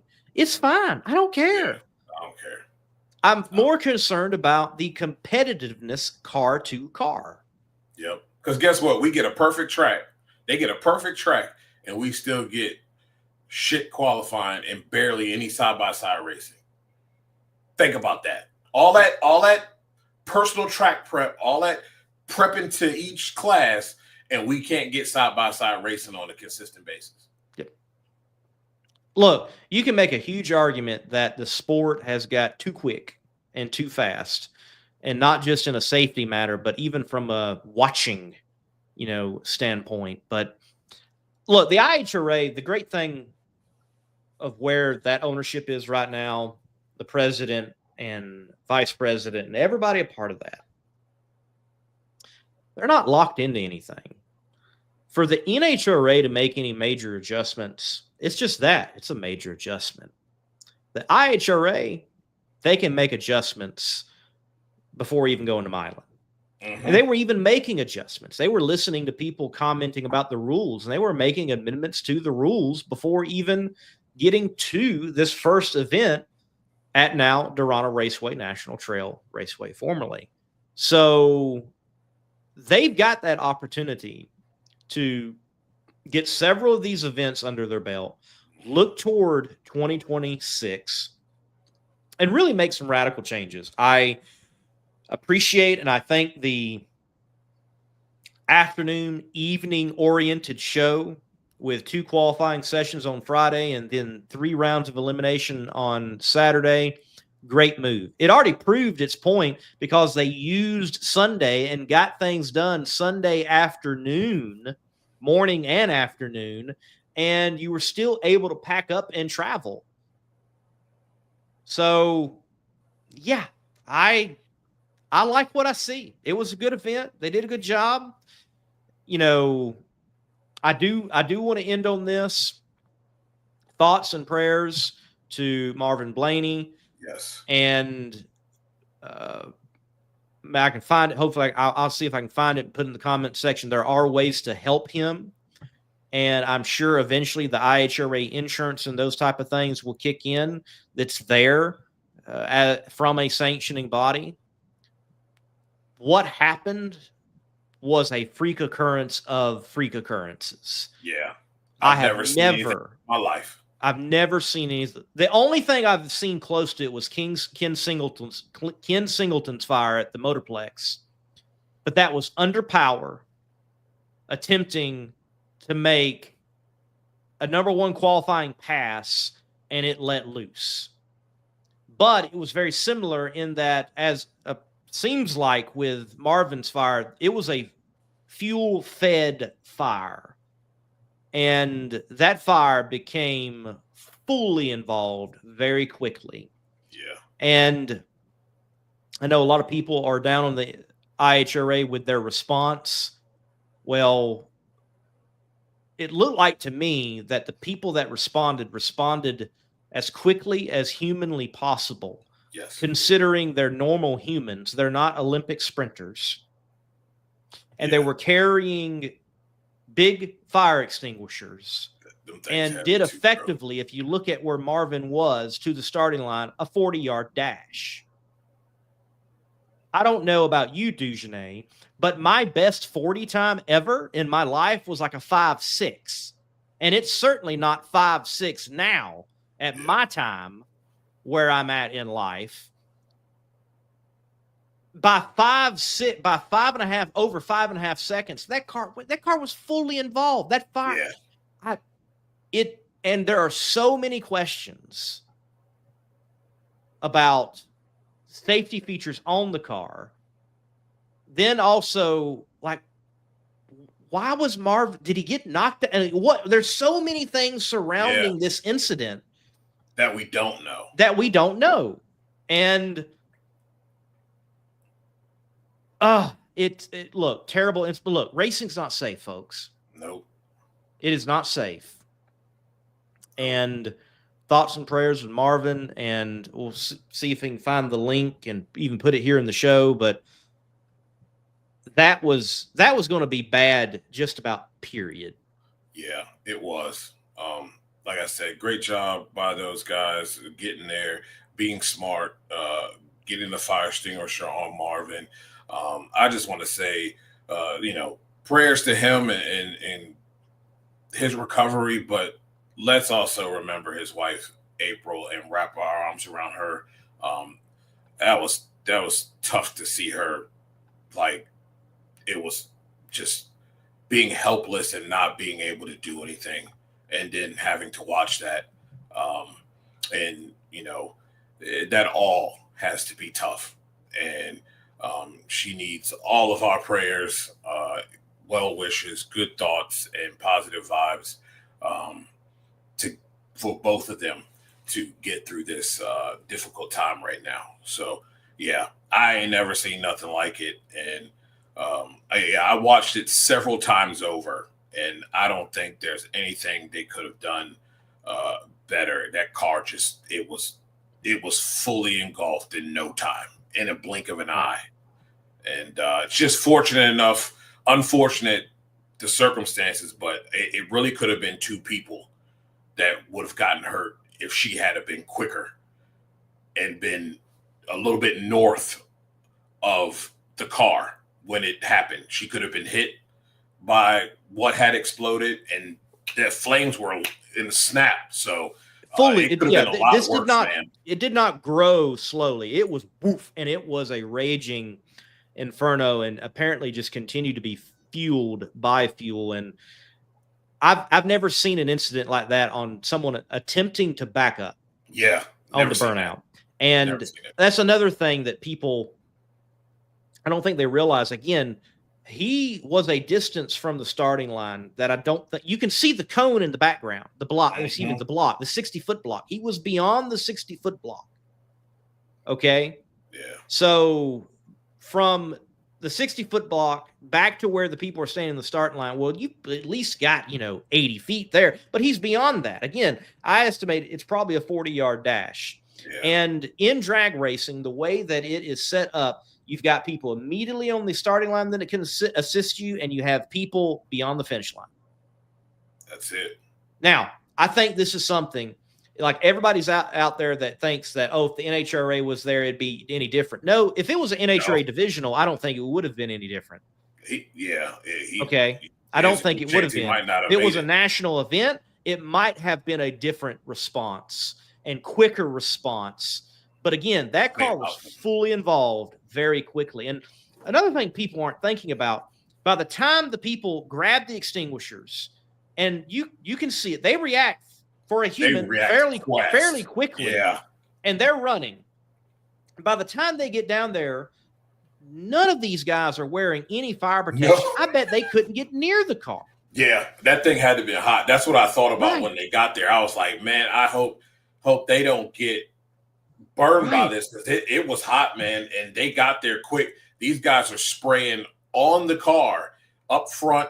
You had, I believe that was the president spraying Marvin in the car. That car was hot. So yeah, I thought about that too. Nobody had protection on, and they reacted and got on the scene and tried to work to get that fire down and out. And it was pretty much out before the safeties, I call them the safeties fire because they're still the same, got there. So, it was just real quick thinking on their part to get there, because we could be talking about something different today. The only thing that I think we might need to look at is, and I have noticed this for years, and I've wondered why it isn't implemented, and you see something like this, maybe it's time to consider, depending on the class. And look, Top Sportsman is no joke. You're playing with nitrous, you're playing with supercharged cars of different varieties, and there's a whole lot of power there. You look at Santa Pod, they've got people in fire suits on the line all the time. Yeah. And maybe something like that's needed. And we figure out a way to keep them cool and keep them hydrated. That's a serious concern. It is. But maybe something like that is needed in this sport routinely and regularly now. And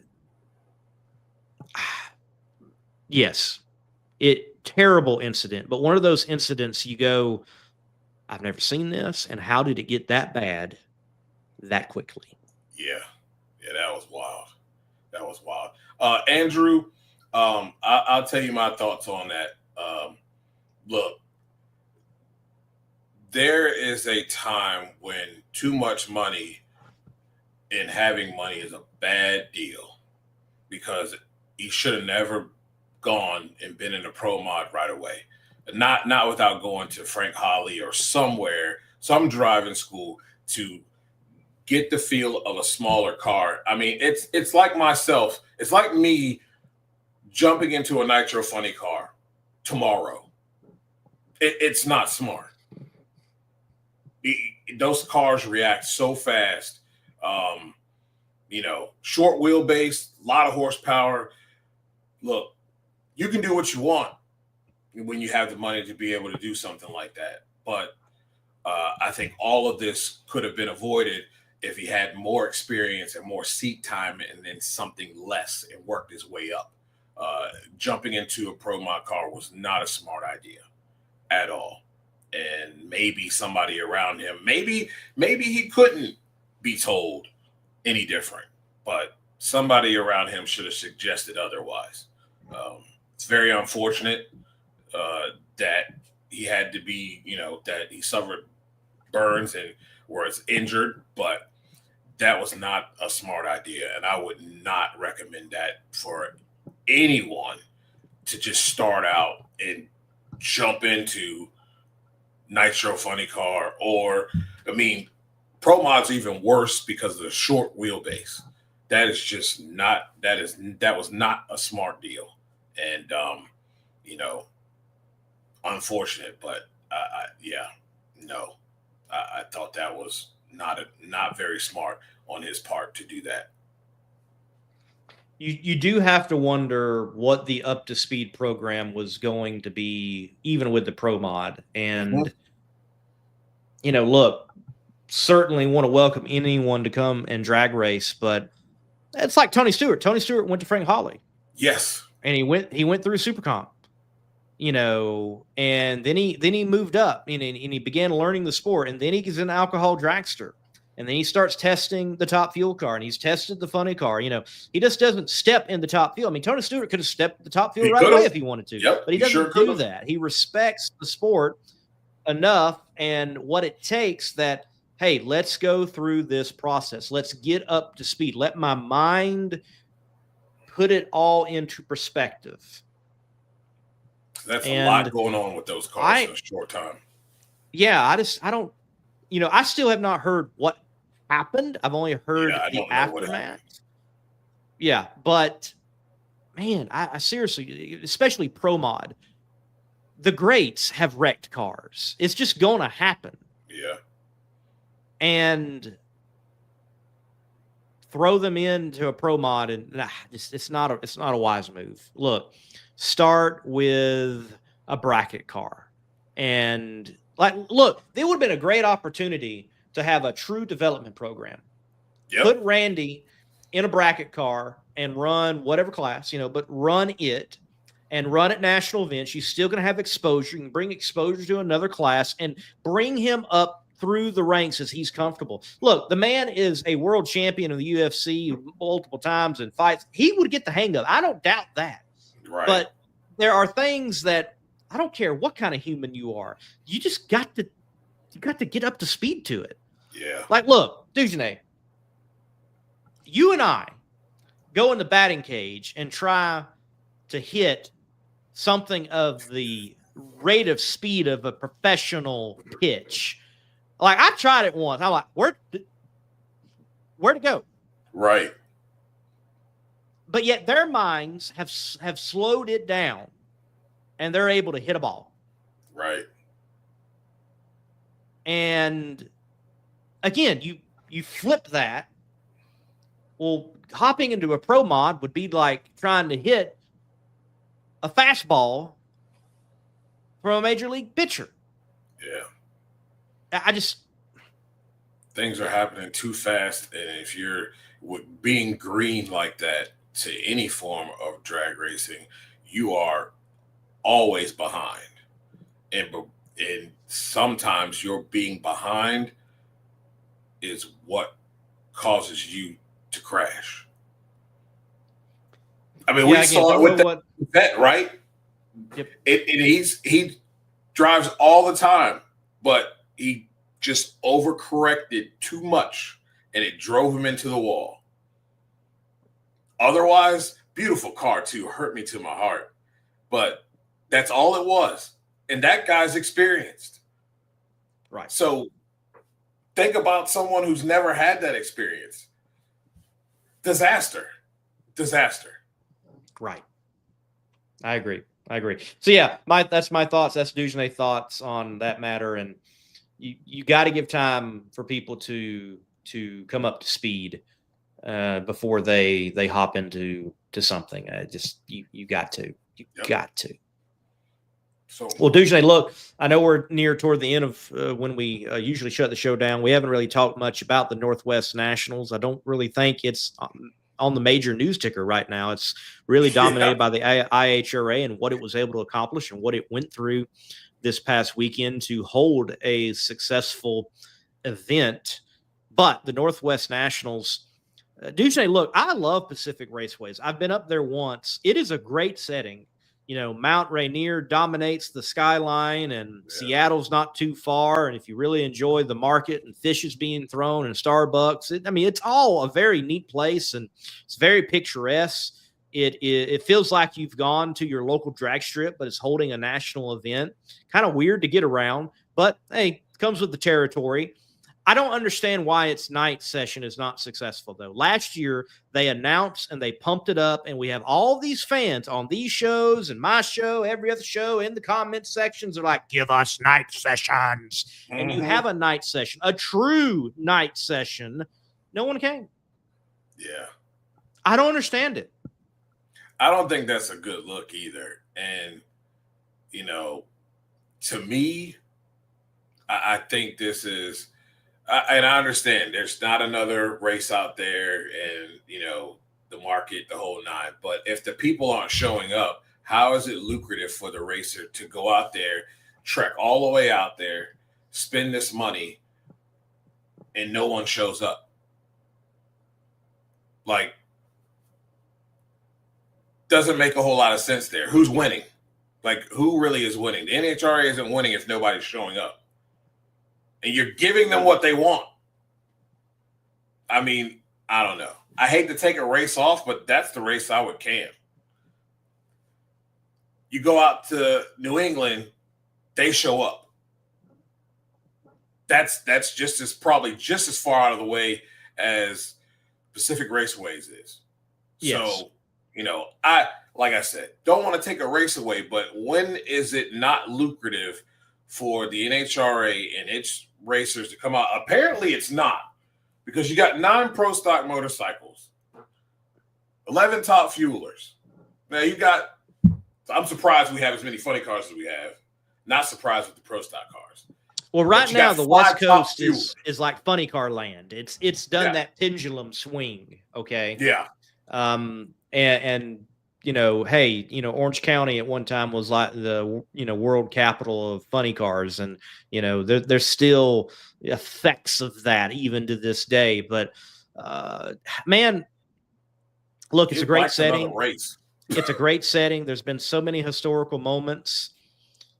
I do recall that the Sunday crowd, when I was there 2 years ago now, it was a great crowd. One of the better Sunday crowds I can recall, because, you know, a lot of times Sundays can be thin sometimes compared to Saturday. But that Friday, and there was 2 sessions even then, if I recall. No, there was one. They were still building back up to 4. And it was one. There was nobody. And then, you know, they announced, oh, we're going to run it in the night. There was nobody again. I don't, man, you give me the opportunity of a true night session. Because I remember having true night sessions. And then before long, the Southern Nationals on Friday qualifying, it was, we're running right before night, you know, and you get a little flicker of header flame, but not header flames. Okay. Right. Yeah. I can remember that. Yeah. Thank you for that little schedule adjustment.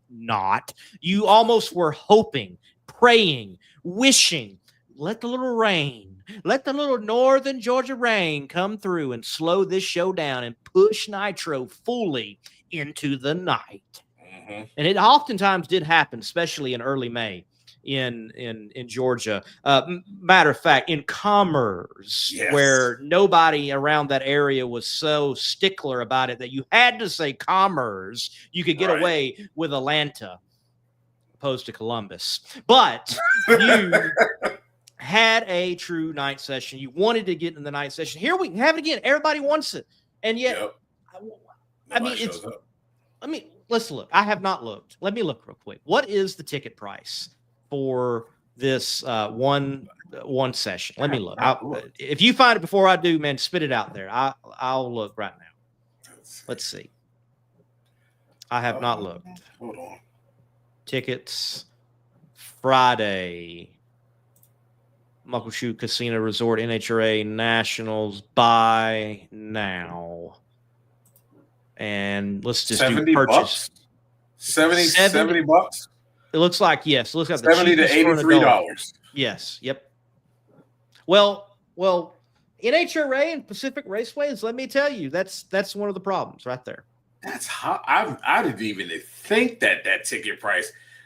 I guess I don't look because I'm media now, but like that's a lot. I remember the last time I paid for a ticket, it was like, I don't know, $40 or something. Right. And it varies across the country from track to track, but yeah, but good Lord. Friday session and it's one nitro session out there in no man's land. Okay. And it's a nitro session at 9:15 at night. 9:15. Look, that should be, man, look, $50. $50. Good you Lord. Sell the place out. Good Lord, that's a lot of money. No. Might be Drag Racing Mayhem. Pomona Sunday ticket. Yeah. You priced that. Yeah, that's a ticket right there, boy. Good Lord. Yeah, I think that has a little bit to do with it. That's an expensive ticket for one session, one nitro session. And I'm gonna tell you, I do not like the 3 sessions on Saturday with that night session being that late. Not so much for the driver, but for the crews and others that have to get up in the morning to be there when their first session is around 11 o'clock. That's not smart. That's not smart. I'm sorry. I don't disagree. I think Pacific Raceway could benefit from a serious tweaking of schedule, if not 2-day national event type move with a true night session, something like that. I think it could benefit from something of that nature, but man, let's just round it down, $70 a pop, and it's only one nighttime session. I don't know. Yeah, that's when they say, I'll catch it on TV. Sadly, yes. Yeah, that's a lot, man. I did not realize that. $70 to $83. Yeah, nah. Yeah. Look, now I'm fine with that price on Sunday. Yeah. Full race day and all the cars, I'm fine with that. But one session, one nitro session, you'll get 2 pro stock sessions, both motorcycle and car. They need to drop motorcycle out of it. Honestly, give them another race during the season and take this one off. 9 bikes is ridiculous. Look, well, this goes back to, as said earlier, the IHRA has got an opportunity. They can really change some things. Like, look, do something radical, do something different. The NHRA is just kind of stuck. They're so slow to move. They're lethargic at this point. They're like a bunch of sloths. And I don't know if it's just because of the top and overhead and this board and that board and green of this, green of that person, but like, do something different. There's nothing wrong with that. That's something, got to give credit to the pro superstar shootout. It was like, hey, we can do this. And they're like, oh, let's do this in Virginia then, and it implemented some things. There's nothing wrong with that. Okay. Do something different. And clearly you need to do something different with Pacific Raceway. Yeah. It's just not lucrative. I'm fine with 8-car fields. Like, you got pro stock motorcycle. Yep. You only look, guys, we're going to 8-car field. Like, are they going to try to do a pro 16-car ladder with 9? Are they going to try to do that? Yes, they are. They will. There's going to be a lot of buy runs. There's going to be a lot of buy runs, but they're going to do it. They're not changing, bro. You know that. They're going straight with that 16-car field with 9 bikes. It should be an 8-car field and top field too. But that's 16-car field, baby. They're going to run 11 cars on 16-car ladder. A lot of buy runs.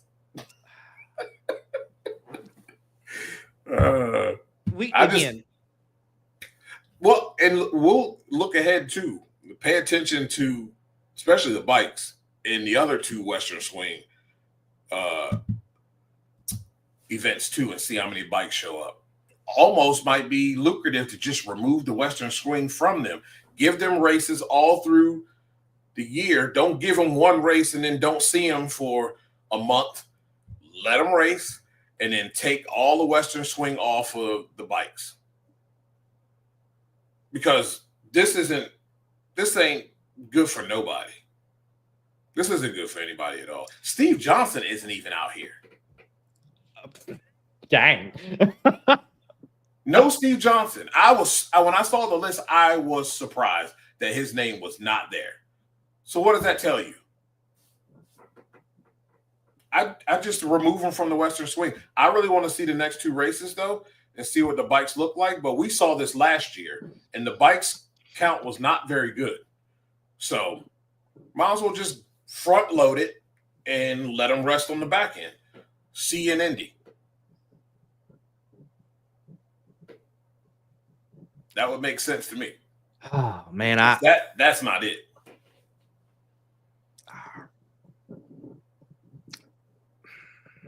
The bike racers have spoken. Think about it. Two teams. Matt Smith, 4 bikes. Vance and Hines, 2 bikes. That's 6 right there. So you got Chase Van Sant and Mark Ingerson. Oh, and I think I left out one more. What's the other one? Hold on. There's one more. Hold on. That would be John. Nope.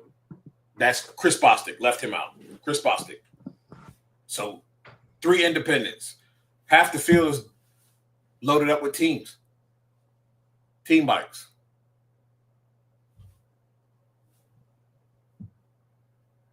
Just front loaded. Again, some flexibility, change some things up. That set $70 ticket, that's too much for one. It's just too much.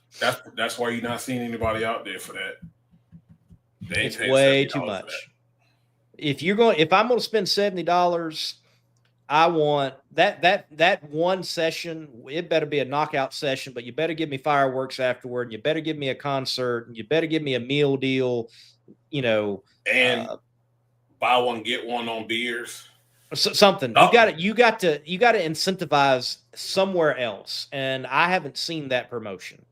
No, because you can't just say, "But it's Nitro." You know what, dude? Honestly, we've got to get to that. Look, you and I, we're hardcore drag racing fans. We're in the media. We hear Nitro. We're like, hey, that's cool. I love Nitro racing. We got to stop saying that as drag racing. You cannot say Nitro. I know people, when I put out their Nitro abbreviated, they're like, you mean nitrous?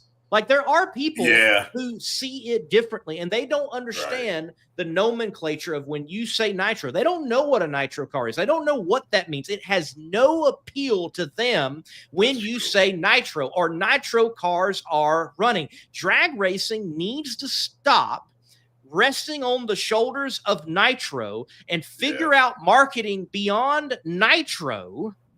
Yeah.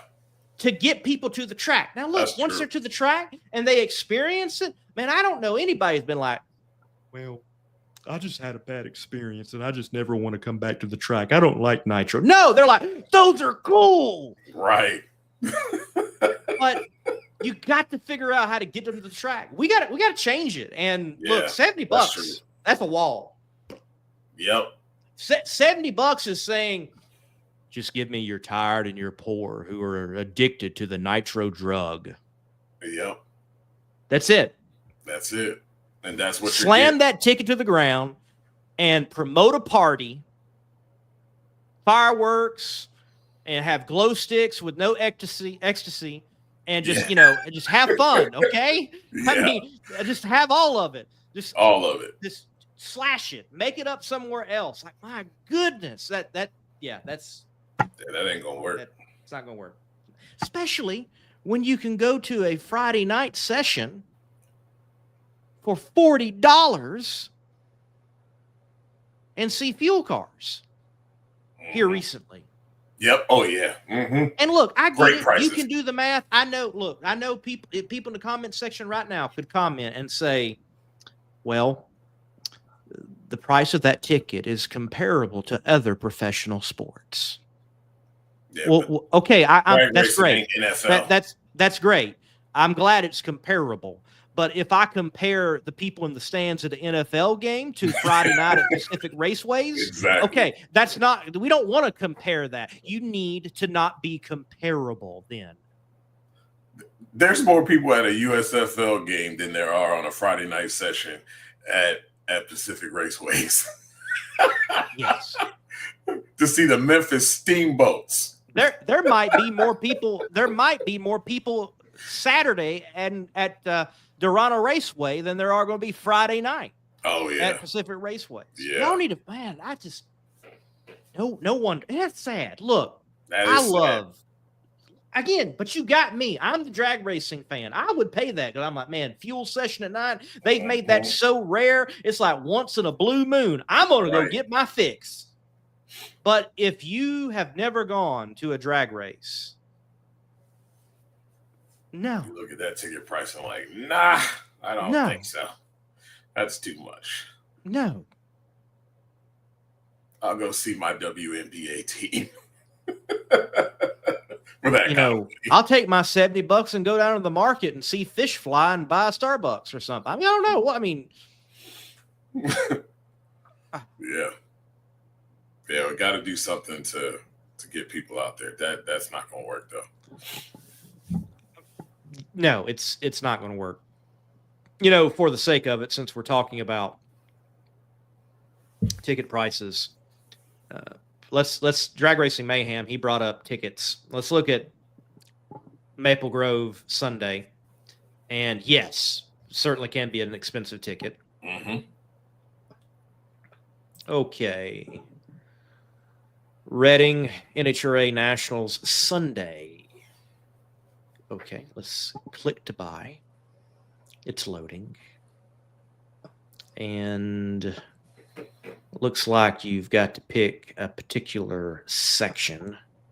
I would like to just find general admission, but okay. So I'm going to pick. Agreed, Raymond. I'm going to pick, let's see. Oh, it looks like right now Sunday for some side $65. It's not bad. It looks like. I mean, right now. I mean, that could change. Right now, it could change. It probably does change the closer you get. But that's Sunday. I'm looking. I'm looking at right now. List $65 as the highest one. Let me go back here. And let's take a look at Pomona. Pomona may be the most expensive ticket on the circuit. Maybe even more expensive than the U.S. Nationals. Maybe. Let me check. Hold on. I'll look up U.S. You look at U.S. Nationals. I've already got Pomona coming. All right, Sunday, Pomona, and they've got the purchase by price option. So you can get in. The cheapest is $73. The highest is $92. Now, that does not include the minimum $15 you're going to pay in parking. Yeah. And that parking sucks. So, if you want to get anywhere closer, you pay the $30 parking.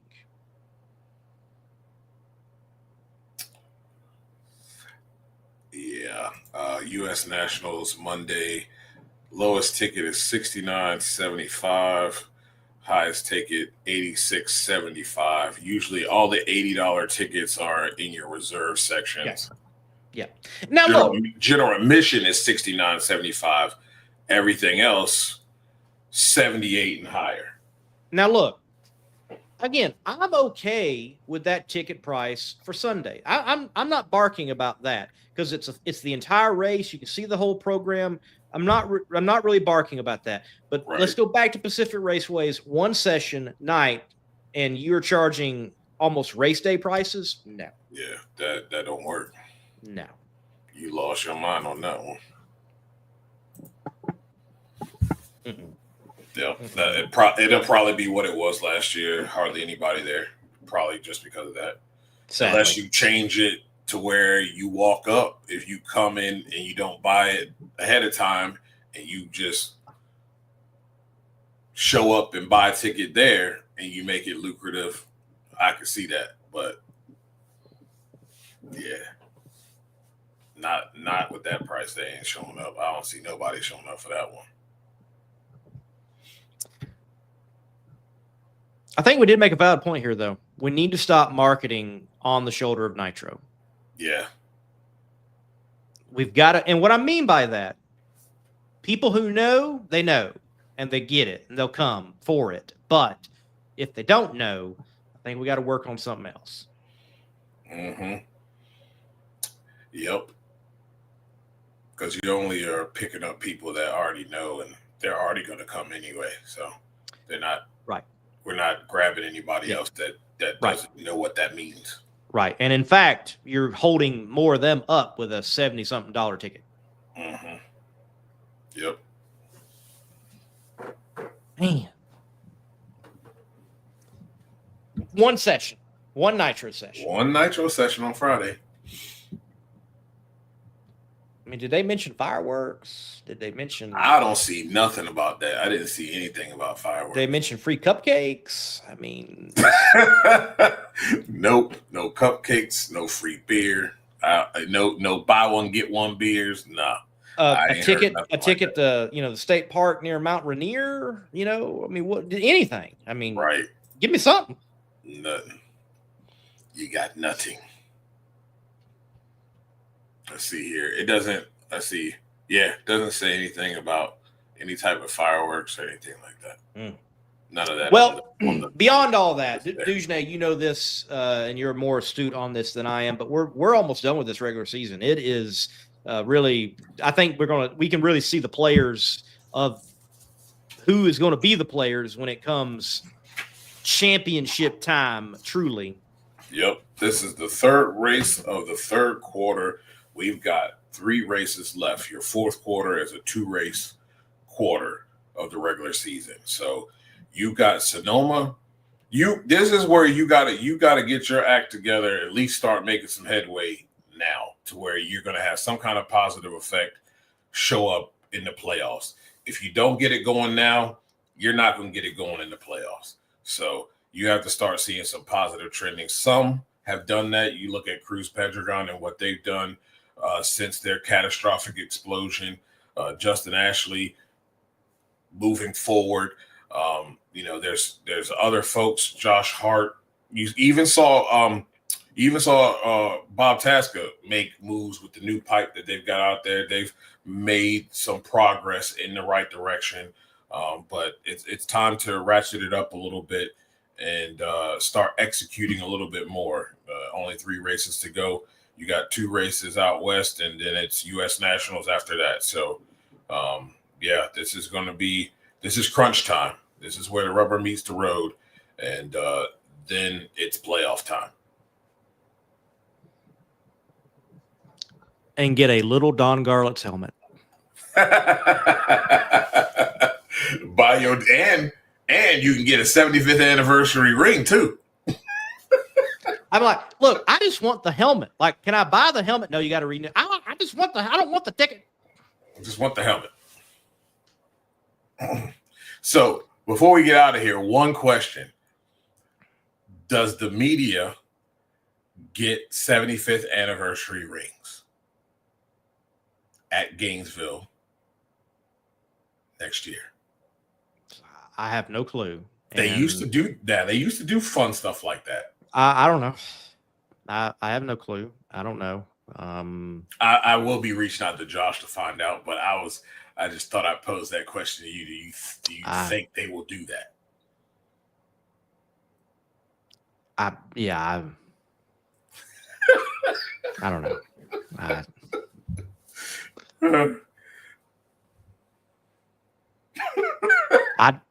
Give me a $50 ticket to a one session on Friday. I'd rather have that. Yeah. Yeah, I'd rather have that. I'm not a big jewelry person. I wear one ring. Me neither. You know, so the NHRA can keep a ring.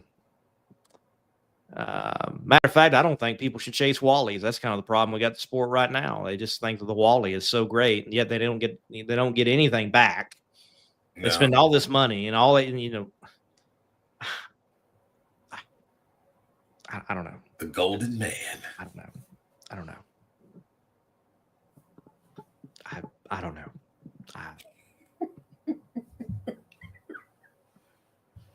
Drag racers are weird. Drag racers are weird. Yeah. But I guess it takes a little bit of weirdness to do some of the stuff that they're doing. Strap in this bomb and go 341 miles an hour. Yeah. It's like they're like, where do I sign up to do that at? Long live chaos and may IHRA prosper. That's all I gotta say. Yes. Look, nothing against the NHRA. They are doing, in many ways, exceptional things. They do lead the sport. But, you know, you look at a Friday night session and you and I are like, wow, Nitro, under the lights. Man, that's a spectacular show. We had it last year and nobody showed up. And we were all like, and, you know, you and I, we're both proponents of, look, this sport is moving forward. Things are growing. It's not dying. It is better than you think it is. But you saw that, and that was disheartening. And it's like, wow, that's not good. Like, you can tell they're not trying to shoot those stands. And yeah, I don't blame them. It looked terrible. But I can understand when it's that pricey of a ticket. Yeah. And it's just one session. The drag racing mind does not compute it that way. Yeah. It's like, if you're going to make me pay that, I better get 2 sessions. That's just how it. Yeah. That's how it works. Yeah. And that kind of old mantra kind of still exists. Like, that's why you see Saturdays are so much better. Not only are people usually off that day, but they feel like they're going to get to see their driver at least on 2 sessions. They're going to get to see everybody. And on Sunday, that may not be the case. You know what I mean? And sometimes people don't want to sit through a Sunday. You know, I know when I attended my first Sunday, I was like, you know, outside of when I was young, it's like, oh, it's all this setup for TV. It's just the Sunday just drags on and on and on. It's like, can't we just put the cars on the track? So some people don't want to sit through all of that either. But usually Saturday is the better day because everybody's like, hey, I can get to see all my drivers, my kids, or whoever can get all the autographs that they want. Everybody's going to be available. Yep. And, you know, and they're off. So right. If you want somebody to come out, yeah, you're going to have to make a qualifying session lucrative for the public to say, you know what? Yeah, that would be cool. I can deal with that, you know? Mm-hmm. But that's a lot for one session of funny cars and top fuel cars. That's a lot. If drag racing can ever figure out how to fit an entire program within 4 hours, I think that's where it needs to move to. Yeah. Time is of the essence.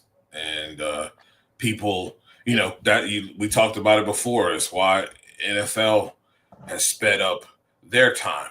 Baseball has sped up their time on how long these games are. You know, usually hockey and pretty much, I guess the NFL, you know, back in the day when you had all these replays and not really any kind of rules on what was going to be replayed, it did draw out a little bit, but they've kind of got things down pat now to where the game can continue to move. And hockey's kind of been pretty good at that. But baseball is starting to come around, and, you know, even basketball is like that too. They've done things to speed the game up.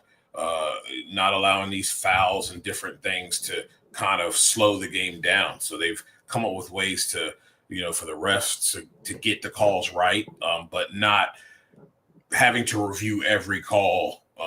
So it's going in that direction, and we've got to find a way to speed things up a little bit and make the time at the racetrack a little bit more lucrative, because everybody doesn't want to be out there 12 hours. They don't want to be out there 12 hours plus. Right. Dujane, man, anything else? No, I think we covered it all, man. I think we made enough people mad tonight. So there you go. That's fine. That's cool. That's cool. That's cool. That's fine. That's cool. No sweat off. Ladies and gentlemen, hey, we enjoyed it. We had fun. And as stated, I truly think the sport is moving forward.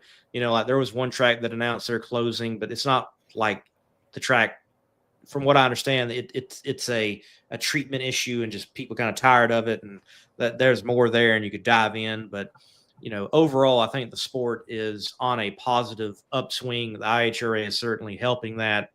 And hey, NHRA continue to make the right moves, and they are doing some good things. And I think we are on the right track, even though we might be going a little slower than we want to. But thank you all for watching, chatting with us. I am Lee Kraft, aka the Monday Morning Racer, and over there is Mr. Dujane Bland. You can follow him, the Not Bland Show, and listen in to all the good content he's got going on. This weekend I'll be at a drag strip, Mocan Dragway, for Nitro Chaos. If you are out, hey, come out to Mocan Dragway, just kind of northwest of Joplin, Missouri, almost into Kansas, and enjoy some Nitro cars. If not, catch it on the stream on Funny Car Chaos YouTube channel, okay? Dujane, man, fun. Enjoyed it. Had a blast. Yeah. I'm tired. We need to check Me out. too. So, wherever you race, and I'm sure some guys at IHRA were using parts from Competition Products. You need parts for your hot rod to be competitive, you got to get them from Competition Products. Competition Products, your source for hardcore engine parts for street, strip, and oval track. Our free catalog is packed with hundreds of product lines from the best-known manufacturers in the performance industry. Lowest prices guaranteed. Free shipping and handling on all orders over $149 in the continental U.S. Need expert advice? Our knowledgeable staff is just a phone call away. Competition Products, race parts sold by racers since 1970.